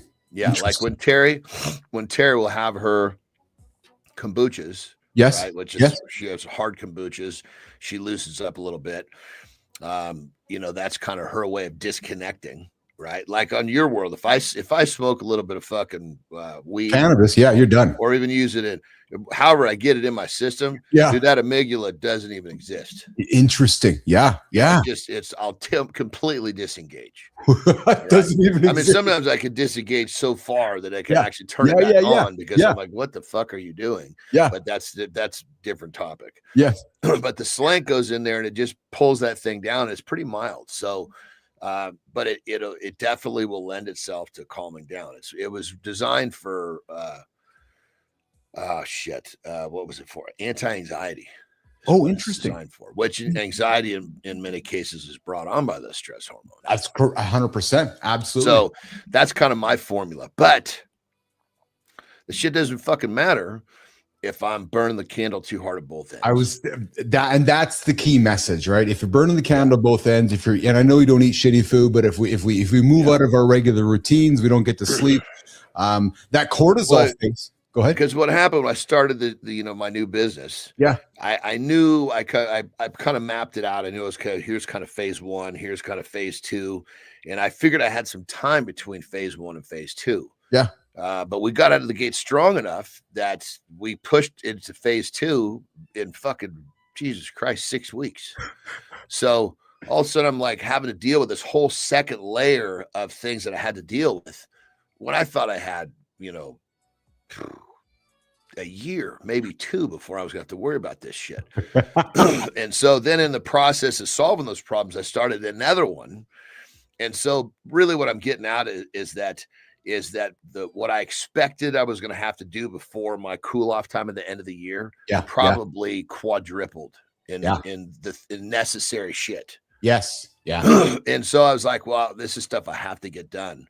So I'm just going to kind of fucking eat shit and get everything. So when the first of the year hits, all of that phase 2 shit is done and everything's good to go. And then boom, then I can start delegating. So I was like, I just got to do it. Sometimes you bite off a little more than you chew. You got a big fucking bite in your mouth and you can't spit it out. No, so listen, I believe so. I'll call it founder mode. You have been in founder mode, growing your business, and often we do have to bite off more than we can chew. And then during the journey, we got to figure that out. And often during the journey, there's going to be many days of cortisol face. Let's just be frank, because that's just I'm sure Kobe and the LeBrons and the greats of the world woke up many days with cortisol face because they've been going after it. But then you recognize where the body's starting to break and it's not sustainable and you need to make changes. I think is really what it comes down to, right? Yeah. And so basically what I did was I realized, okay, I need to get this shit done. So I brought in a bunch of fucking people, which is all part of which is great. But at the same time, I was, by the time I got things stabilized and everybody doing what they're doing, I was pretty fucking burnt. Yes. And it's really, really interesting because you grow from everything. And it's given me some of the perspectives, like Terry and I were talking about this. Because this one is a big one. I really burned myself good on this one. Yeah. Burned myself on both sides. Yeah. I learned so much about where I want to be in the next year, 2 years. And I even learned, there was such a massive learning opportunity. It wasn't just this poor me. Oh my God. It was like, okay, I gotta suck it up and get through this, but there's going to be a lot of silver linings, and holy Christ, have I learned a lot about myself, what I want, what I don't want, where I want to do in the next couple of years, which is really fucking cool. So blessing upon blessings in this motherfucker. It's just at the expense of some fucking bags under my eyes for sure. So I'd also, since we've been doing the show, I have more awareness over the bags on my eyes or my face because we do a TV show. So I'm like, all right, I got to get on the TV here today. So it's I certainly have more awareness than I ever have. But guys, think of cortisol face as your body's push notification that your lifestyle is unsustainable. It's not some random cosmetic glitch. Just like, did you know that your gut, did you know your gut could chew through a razor blade? Did you know your gut could chew through a razor blade? Not really. Don't test it. Your gut sits at pH 1 to 3. Basically a tiny acid tank. Tests showed a razor lost a third of its weight. Slow melt, not magic. Inside you, metal moves around. It cuts you way before acid does. So yeah, the acid is strong. But swallow metal? ER immediately. Your gut's powerful, not indestructible. That's your did you know from Keith's parents' house.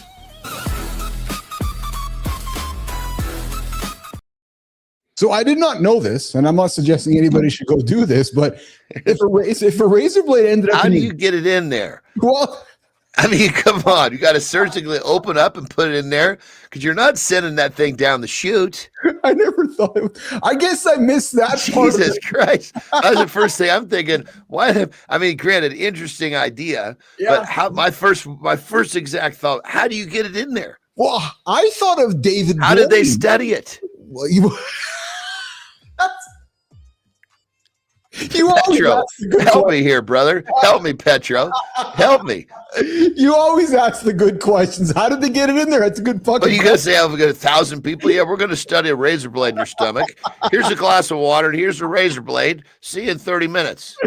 I was thinking about David Blaine, the good old illusionist, magician type thing. He's always fucking swallowing shit. So that was my impetus. Dude, even if it was miniature, how small would it have to be to fucking swallow that, where someone would have the nuts to try to swallow, or that it wouldn't damage you on the way down? On the way down.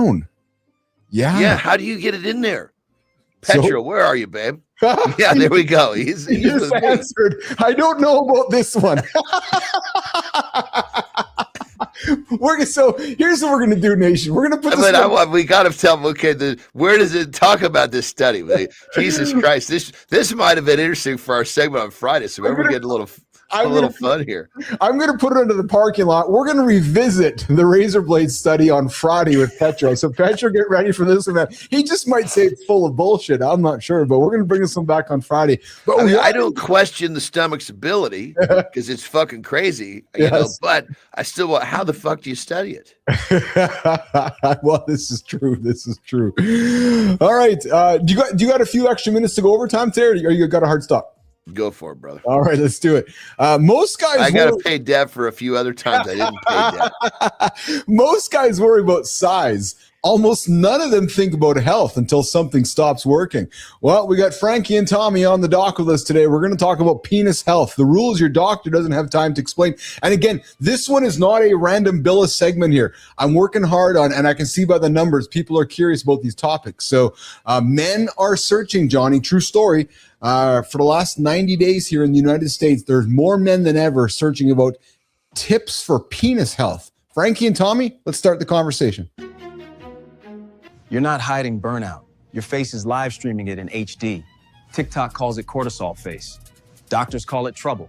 Puffy cheeks, soft jawline, permanent under eye bags. That's not your camera angle. That's stress hormones and recovery debt. One bad night won't morph your face, but stack short sleep, booze, processed food, overtraining, and your cheeks start confessing. Scoreboard's right here. New puffiness, redness, breakouts that heal slower.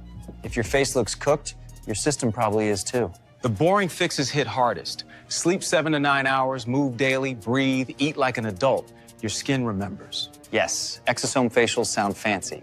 Great.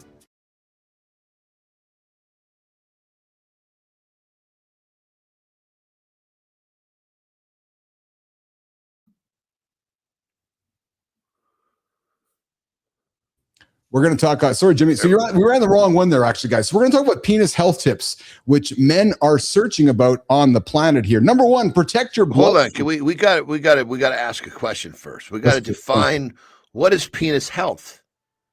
Wow. What are we trying to achieve, and what are we trying to let's define what penis health is before we have the conversation. I want to define it for you. So penis health would be defined as a regular operating penis, right? So good blood pressure, good cholesterol, good flowing, good flow. But this idea that your penis is healthy to operate proactively and healthily.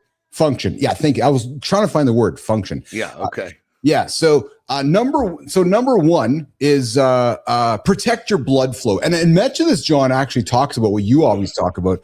And Jimmy, if you have the opener, let's run that opener. But number one is protecting your blood flow, right? So exercise, blood pressure, cholesterol, and so forth. Number two, guarding your waistline. Extra belly fat crushes testosterone and blood flow. So John, we talk about all the time, the bad food is killing your penis. Let's just start on that word. Bad food, killing your penis, man. Dude, it's all. Most guys worry about size, not warning signs. This morning, we're talking penis health and why your future self cares more. If that topic made you sit up straighter on the couch, good. Your body just volunteered for this segment. Here's the headline. Your penis is a tiny cardiovascular report card. Blood flow wins. Bad arteries eventually cancel the show. We'll hit waistlines, sleep, nicotine, booze, even hygiene. Not to shame you, to upgrade the hardware before it crashes. We're also talking porn, stress, and anxiety. Sometimes the problem isn't between your legs, it's between your ears.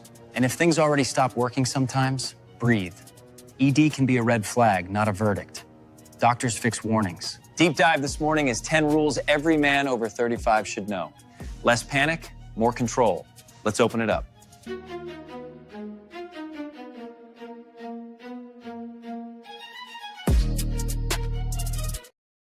So we started with protecting blood flow, and then Johnny, we started getting into guarding your waistline. And the number one thing that we can do is get better food in, because better food, having a smaller waist, will absolutely increase penis performance. Let's talk about it, brother. Yeah, I mean, I think it just comes down to, I mean, it's the way we've been programmed, brother. Yes, we're eating in a way that gives us a negative health ripple. Well, that negative health ripple goes right into our shaft. So true, man. It's so true. And you think about this, right? And what I'm going to say next is not about casting judgment on any of these activities. We have been programmed to eat the wings, have the booze, watch the football, sit on the couch, crush the Doritos, have all that stuff with our buddies. And I'm not saying anything wrong with that. I'm not saying that at all, because many men enjoy that. But that just continues to perpetuate, I believe, the number one thing why our penis doesn't work. Because they're like, oh, my penis doesn't work. Well, no, but you've been sitting down every Sunday doing the same activity for 30 years. And now you got a fat ass, your waist is big, and you're not having sex with your wife. Yeah. I mean, it's generally speaking, when you find people with these issues, they're not overweight. They exercise regularly. The lifestyle that they lead will tell you. I mean, sometimes it's not the case, but generally speaking, the people that have these problems are the ones that are not taking care of themselves. Yes. But it's perfect, because we're programmed to eat all the shit, and then we're also programmed to have all these fucking medications. To deal with the symptoms of the medications deal with the symptoms of eating all the shit, when we should be basically given the fucking prescription on not to eat the shit. I will be honest, since we've been doing the show together and talking with you and talking on every day, and then have guests like yesterday on the show and keep learning, it really just reminds me of how messed up like Western culture, North American culture really is, man. Like nonstop, It's just nonstop. Dude, we take all the fucking pills. Oh my goodness. It's like we're these uber consumers of terrible lifestyle. Oh, it's unbelievable to me. Number 3, sleeping like it matters. We talk about it all the time on the show. Most testosterone and recovery happen at night. Tommy, I got a question for you, man. So morning erections are a report card on sleep and hormones, right? So pushing those 7 to 9 hours, or like we talk here often, what works best for you, but pushing sleep as a performance tool, not as a luxury. Tommy. When you hear blood flow, waistline, and sleep all on the same list, where do you think guys cheat first, Tommy? Real the first time the good morning report does not show up. That's not vibes. That's cardiology. Yeah, most dudes would rather buy pre-workout and skinny jeans than a blood test. One of those actually keeps things working. Yeah, exactly. So number 4, stop nuking your junk with nicotine and booze. We talk about this one, John. Constantly puffing smokes and constantly drinking booze is going to obviously. I think you got to hit. I agree with the smoking part, but I personally don't agree with the nicotine part. So hold on. So which I can respect. I think the difference though is that. And I'm just using thinking. I'm not suggesting facts. Sure. You don't smoke a pack of cigarettes a day. You don't smoke a carton of cigarettes a day. You take nicotine in a very mild way to help you with right. So 100%.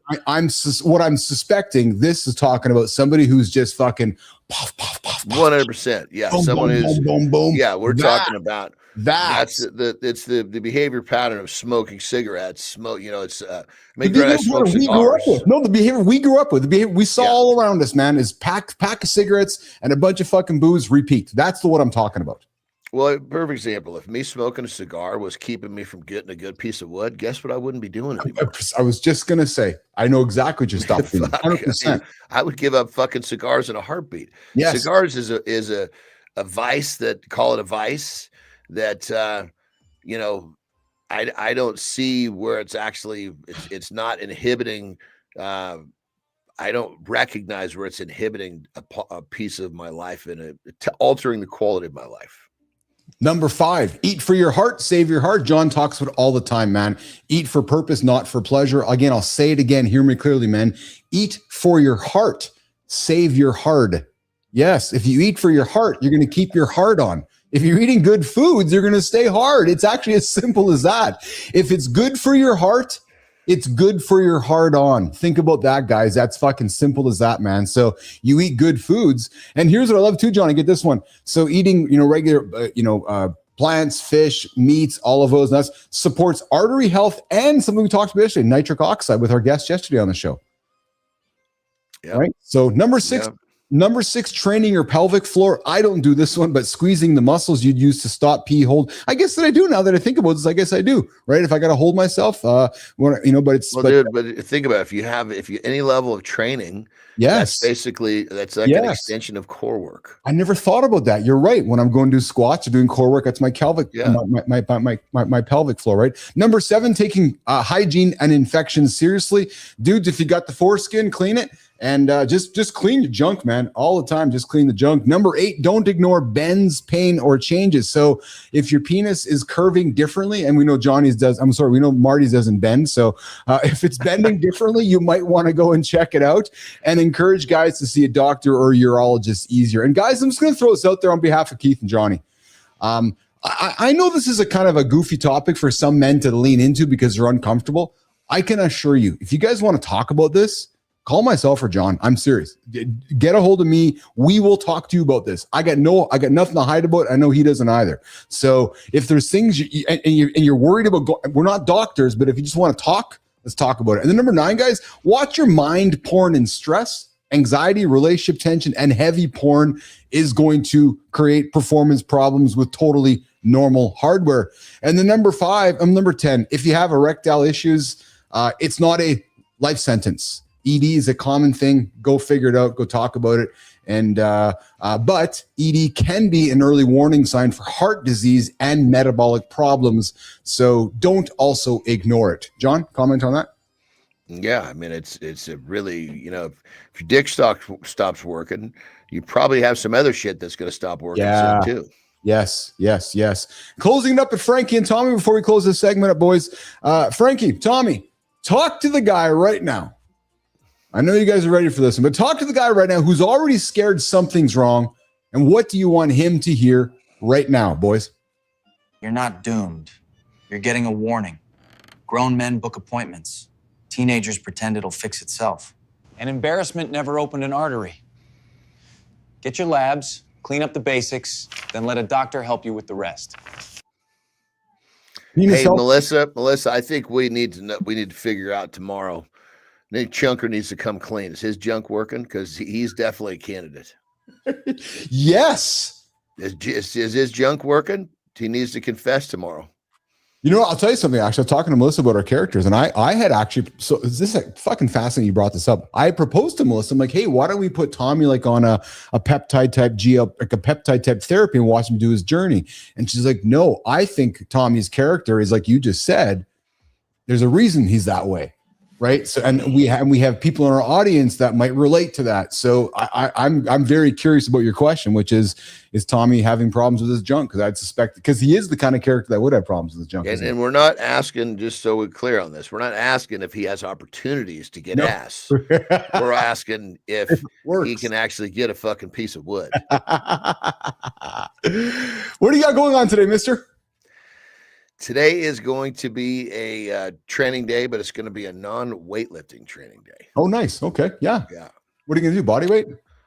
Yeah, I think it's going to be we'll probably start off on Terry's Gauntlet, which is basically it's a true staircase that moves like in a circle.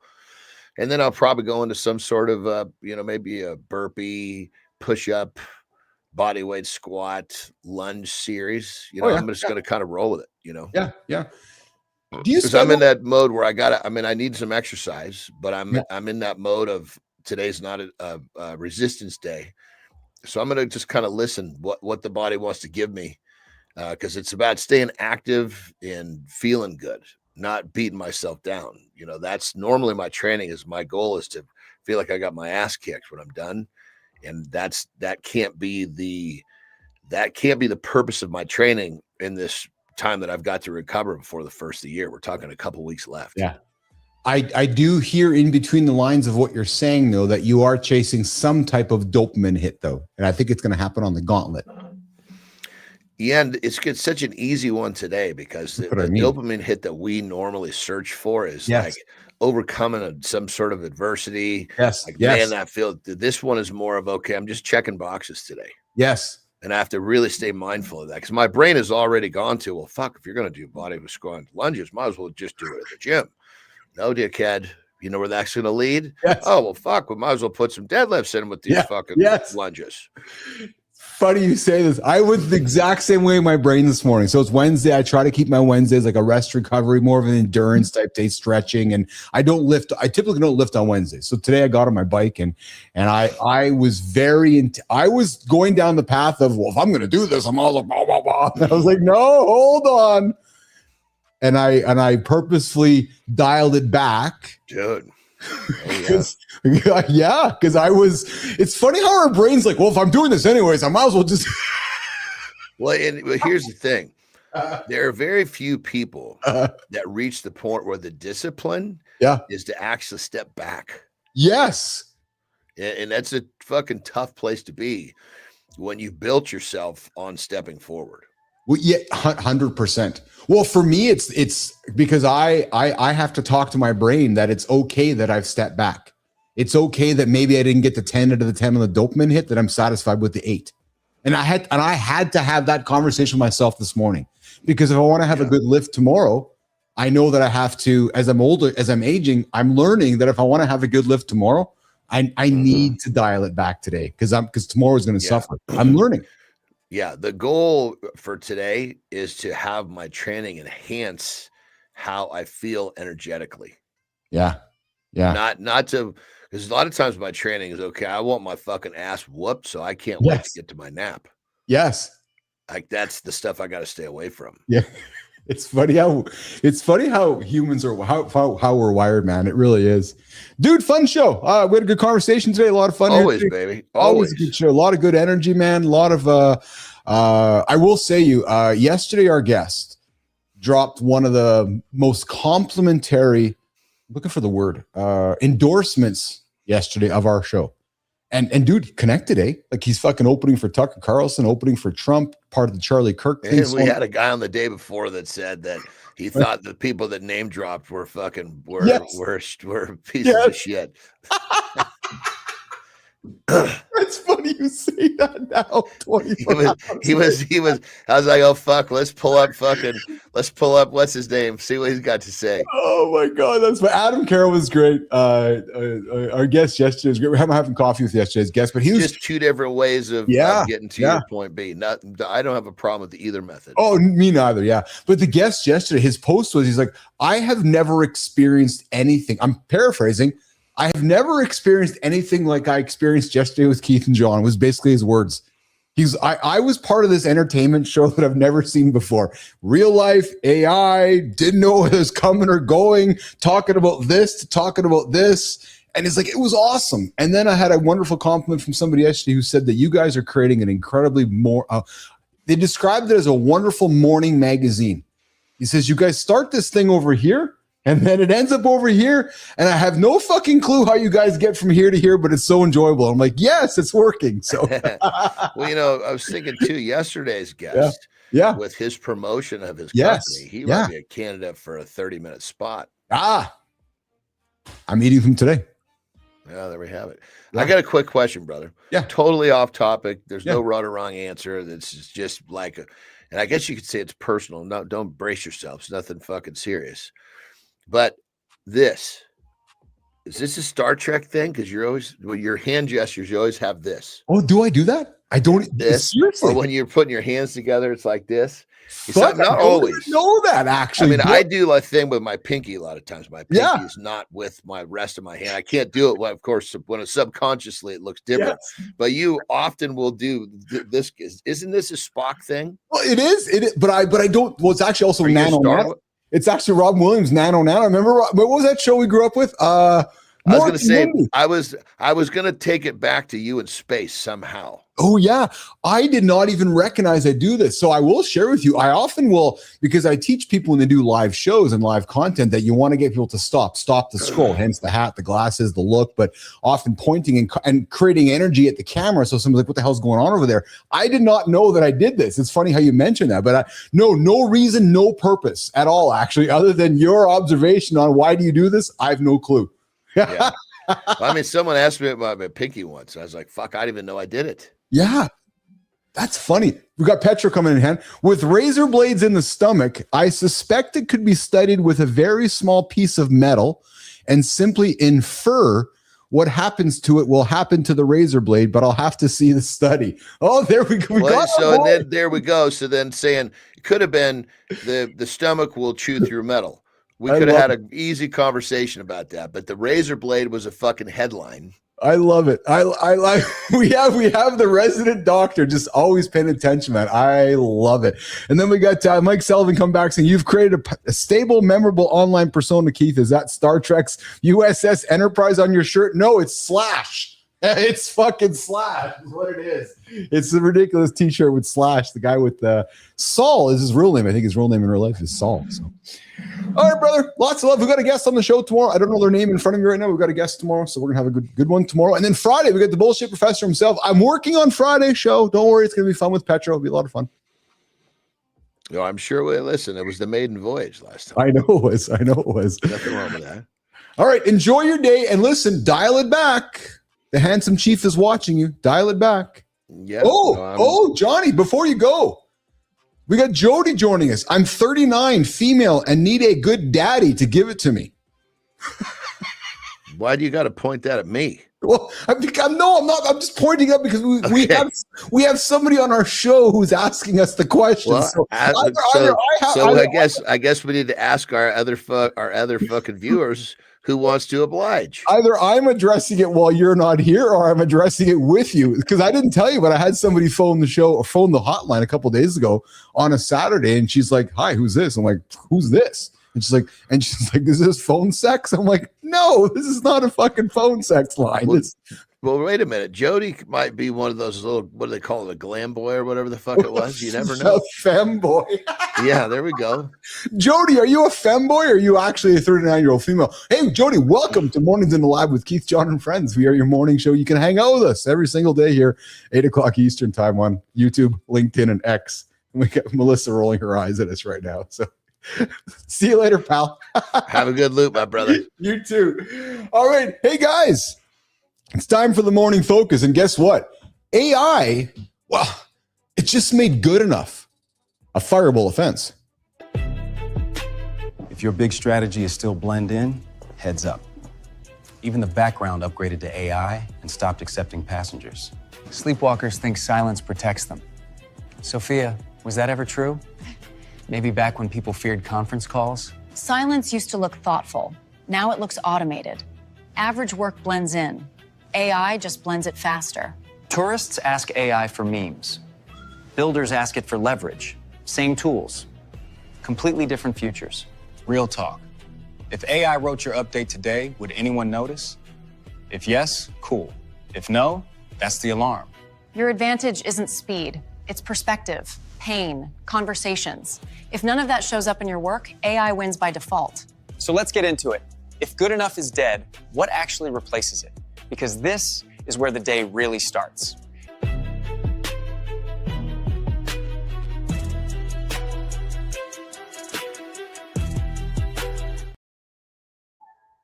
So Jimmy, Jody says 100% vagina. Awesome. I'm happy that it's one. Could you imagine good time if it was only 98% vagina? What's the other 2%? So Jody, thank you for letting us know. Hey Jody, by the way, the phone lines are open, but I am going through a segment here. Phone lines are open if you want to talk about your 100% vagina or needing a daddy. Yeah, true story. 431-300-3005. Just to warn you, this is not a phone sex line. No, I know I got a good voice. Yeah, apparently people tell me that. It is available over on 11 Labs. You can buy my voice and use it. So if you need a voice to put you to sleep, Jody, you can get the handsome voice, the handsome chief in your ear to put you to sleep, rock you to bed, sing a little bit of lullabies. Yeah, true story. But hey, you know what I'm realizing lately? Wow. So good enough. It used to be a strategy for a lot of folks. True story. Now, it's basically a resignation letter you just haven't signed yet. And you don't even, well, pardon me for saying this, you don't even fucking know it.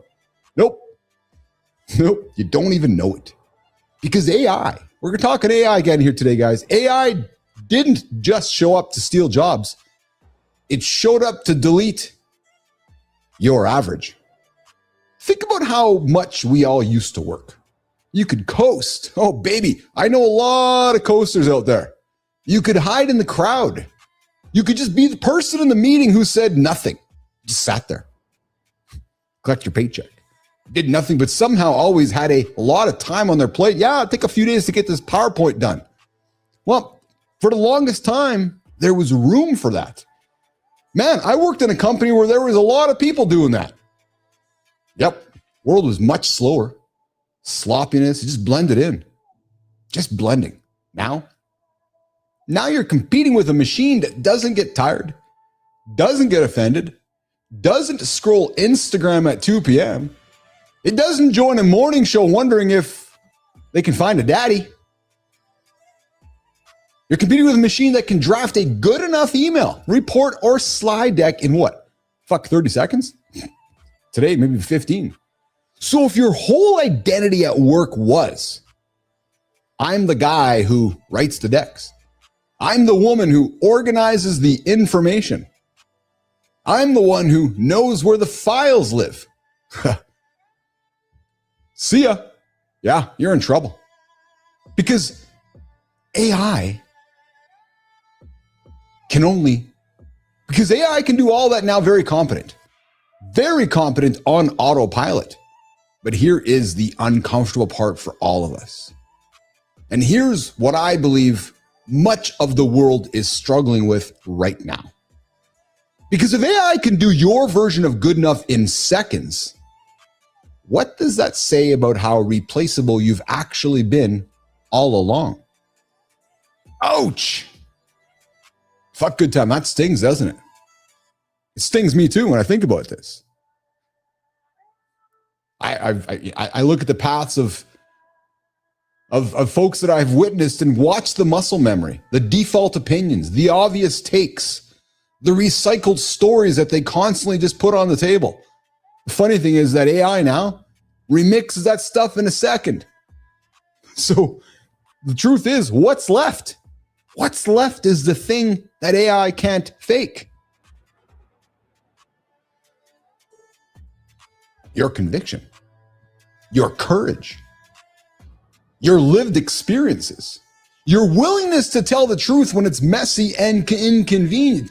That is the new baseline, nation. Because let me ask you this, and if you've been watching this show live, like many of you have, what's shaking, Jody? 100% vagina. If someone put your name into an AI prompt right now and said, write like the handsome chief, would it write like yourself? Not your job title, not your LinkedIn buzzwords, not what you've accomplished, not your resume. What's non-transferable about you? Because if you can't answer that, fuck, that's the big question all of us are scared of. Because if you can't answer that, bye-bye. Your career, sitting on a fault line. True story. Because here's where I think we are right now. I'm watching it. I'm watching it unfold in front of me. The handsome chief observes, he looks, and here's what I see. I see the Sleepwalkers, Jimmy. I got 3 groups of people that I've identified. We're going to start with the Sleepwalkers. Good time. They're the people pretending nothing's changed. Oh, yeah. Still doing work the same way, the same tools, the same pace. Offended by AI. Oh, this AI slop. They're not curious about it. They don't experiment. They just complain. They just bitch. I don't like that AI shit. I don't want to fucking learn it. See ya. But then you got the tourists. Melissa. They play with AI when it's trendy. Look, I made a funny image. They do it once and they leave. See ya. Yep, bye. Look, it wrote a caption for me. Hey, look, ChatGPT wrote me a resume. Yeah, it's 3 years ago. But they still don't build systems around it. They treat it like a fucking toy. No workflows, no new standards, no new value. And then you have the builders. And these are the ones that are saying, okay, if AI handles the grunt work, what does that free me up to become? I just hired some folks last week on the team here and I said, hey, I hired you. I'm looking to replace you tomorrow. Like, what? I go, yes, my goal is to replace you with AI. And they're like looking at me like, what do you mean? I'm like, it's a true story. Because you need to replace yourself. I want you to be a builder. But the builders, they're using AI to buy back time, go deeper in their craft, take bigger swings in their career, have more real conversations, not more fake busyness. And as John Petrocelli jumps in and says, AI invented to delete average. I agree. Only one of those groups is going to survive this decade with their dignity intact. True motherfucking story. You got the Sleepwalkers, the tourists, and the builders. Only one surviving. Which one of you win? Because here's the mindset shift, guys. AI is not your competition. Your competition is the upgraded version of the one who decided to partner with AI instead of ignore it. Yes, hear me again. Your competition is the upgraded version of you who decided to partner with the tools instead of ignore it, instead of becoming the sleepwalker, instead of becoming the tourist. Because the threat, men, isn't the robots. It's the other human who uses the same tools you have access to. We all have ChatGPT. We all have Gemini. But the threat isn't the robots. The threat is the one who shows up earlier and uses it. The threat is the one who takes more ownership. The threat is the one who ships more, learns faster, and speaks with more courage. The threat is the one who's coming for your spot because he or she has embraced the tool. So, nation, let's bring this home. If good enough is dead, what replaces it? Because I think it's this: clear value plus honest voice plus relentless learning. That's it. Clear value, honest voice, and relentless learning. So let me throw you one more question before we move. Where in your life are you still operating at good enough, knowing full well that AI could do that task 80% as well of you in fraction of the time? Because guys, it's here, it's all right, it's coming. Is it your job? Is it your content, your relationship, or your health? Because here's the twist. The same way that AI is exposing fake productivity at work. We talked cortisol face today on the show. The same way that AI is exposing fake productivity at work, life is exposing fake effort everywhere else. Your body knows, your mirror knows, your kids know, your partner knows, your audience knows. Gentlemen, we're entering a decade where the authentic effort becomes the ultimate flex. Not your car, not your office, not your title. It's the effort, the craft. The willingness to be seen in the messy middle of actually trying. So, AI, it just made good enough a fireable offense. What's that? Oh, you want me to say that again? Yeah, AI, it just made good enough a fireable offense, but it also handed you a gift, nation. It cleared the table of a lot of noise, and it made room for people who are willing to be fully awake, fully engaged, and fully responsible for who they are becoming. But the question is this. The question is this for you right now. Are you going to be one of them? Or are you going to keep defending good enough in a world that has clearly moved on? Nice guy behavior looks helpful, but it is often fear. You avoid honesty and then feel invisible in your own life. Yeah, because you keep doing favors nobody asked for, then get mad nobody guessed what you wanted. Indecision is the same pattern. You wait for perfect certainty and call it patience, but it is really avoiding responsibility. And staying under a bad boss does not make you loyal. It just means you learn to tolerate being undervalued. All right, handsome chief. Let's talk about why we stay stuck in those traps and how to get out.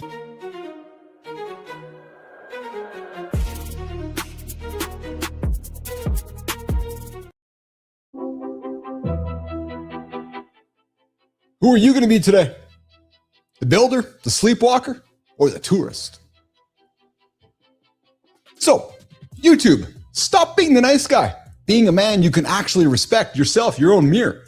Gen X existence says nice guy behavior is covert control, doing things with unspoken strings attached, hoping for love or respect.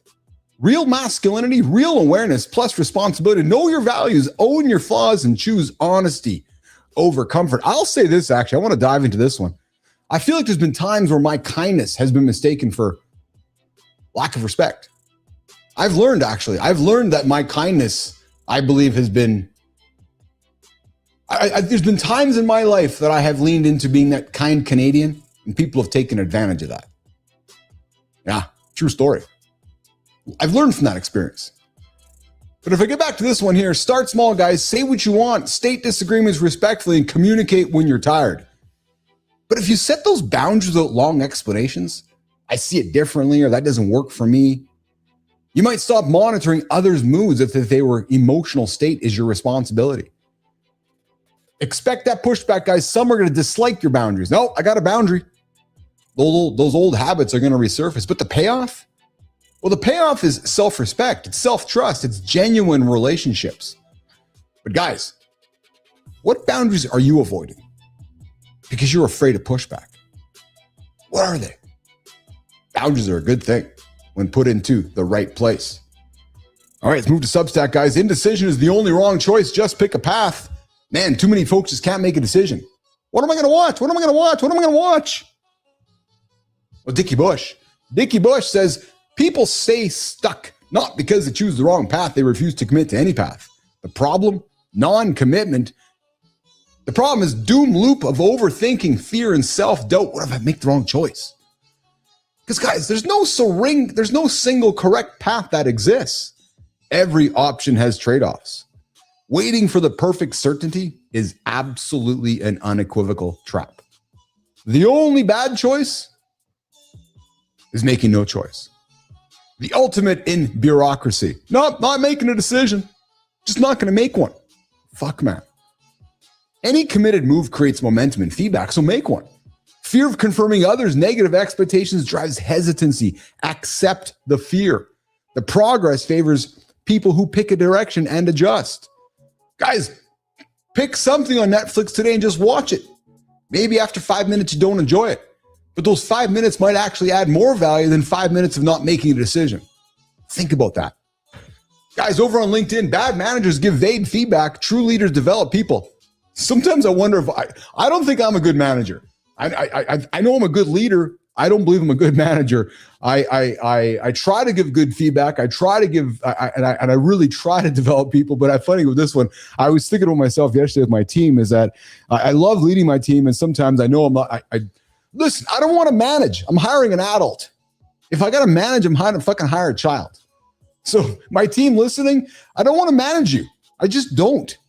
I want you to be an adult. I want you to make decisions. I want you to know what our goals are and get after it. Yeah. But Mitch Wooding over on LinkedIn says his VP said nothing exceeded expectations. 30 days later, the same VP said, you've stepped up in every way, ready for promotion. But that vague, inconsistent feedback reflects poor leadership, not your value. Titles don't equal leadership. True leaders give clear feedback and develop people. Mitch left, earned 2 promotions, nearly tripled his salary. But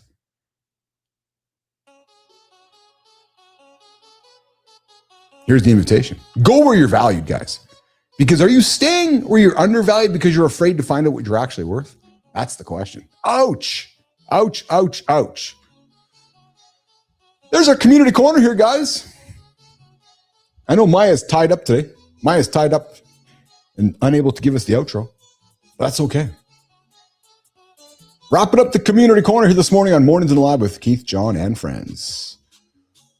All right, Jimmy, let's move it over. Let's get us out of here. We're going to walk us over to the... Got to change my buttons. Hey, a lot of fun. We put time on center stage today. We talked penis tips, or as Good Time would say, just put the tip in. Yeah, we talked tips about penis health here today. We talked about Cortisol Face. We did. We talked about reinventing your character using the example of Pamela Anderson. Very much so. What else did we talk about here today, guys? We talked about would our gut dissolve a razor blade? We're going to get into it on Friday with John Petricelli. We talked pull-ups. Yes. Can you do a pull-up? Can you do 5 pull-ups? Can you do 10 pull-ups? Can you do 20 pull-ups? Good job there, RFK. Good job there, Petro. Petro's killing pull-ups this morning. Guys, I'd love to see your pull-ups. True story. If you guys got a pull-up, even if it's one, and even if it's just half, even if it's an attempt, send me a text, 431-300-3005. Would love to see your pull-up. Maybe I'll get some pull-ups over on the camera here today and throw them at you guys as well. But hey, guys, we're back tomorrow. I'm going to do a quick little look on my horn here because I know we got somebody coming in tomorrow on the show. And tomorrow on the show, we have, I think it's Anna Daphna. Tomorrow, Brianna Bass. Mornings in the Lab, joining us on center stage. Looking forward to that one. So, guys, enjoy your day. Half the book, the whole, yeah, hey, you know what? Good time, I got to tell you, man. Sorry, Petro. Gonna have some fun with you right now. I sent the video to Jimmy this morning. I said, hey, let's put this on the show today. He's like, do you think he did the full one? I go, I don't know, man. He only reads half the books. So, yeah, half the book, the whole pull-up, our very own Dr. John Petricelli getting after it. Here's the thing, guys. Even if he only did half, I'm sorry, I'm going to say it. Even if Petro only did half, he did half more than all you motherfuckers who haven't done one. True story. I love you all, guys. We'll see you guys tomorrow. Petro, Good Time, Sully, Jody, everybody out there, I appreciate you guys. We'll see you guys tomorrow at 8 o'clock live on X, YouTube, and LinkedIn. See you guys.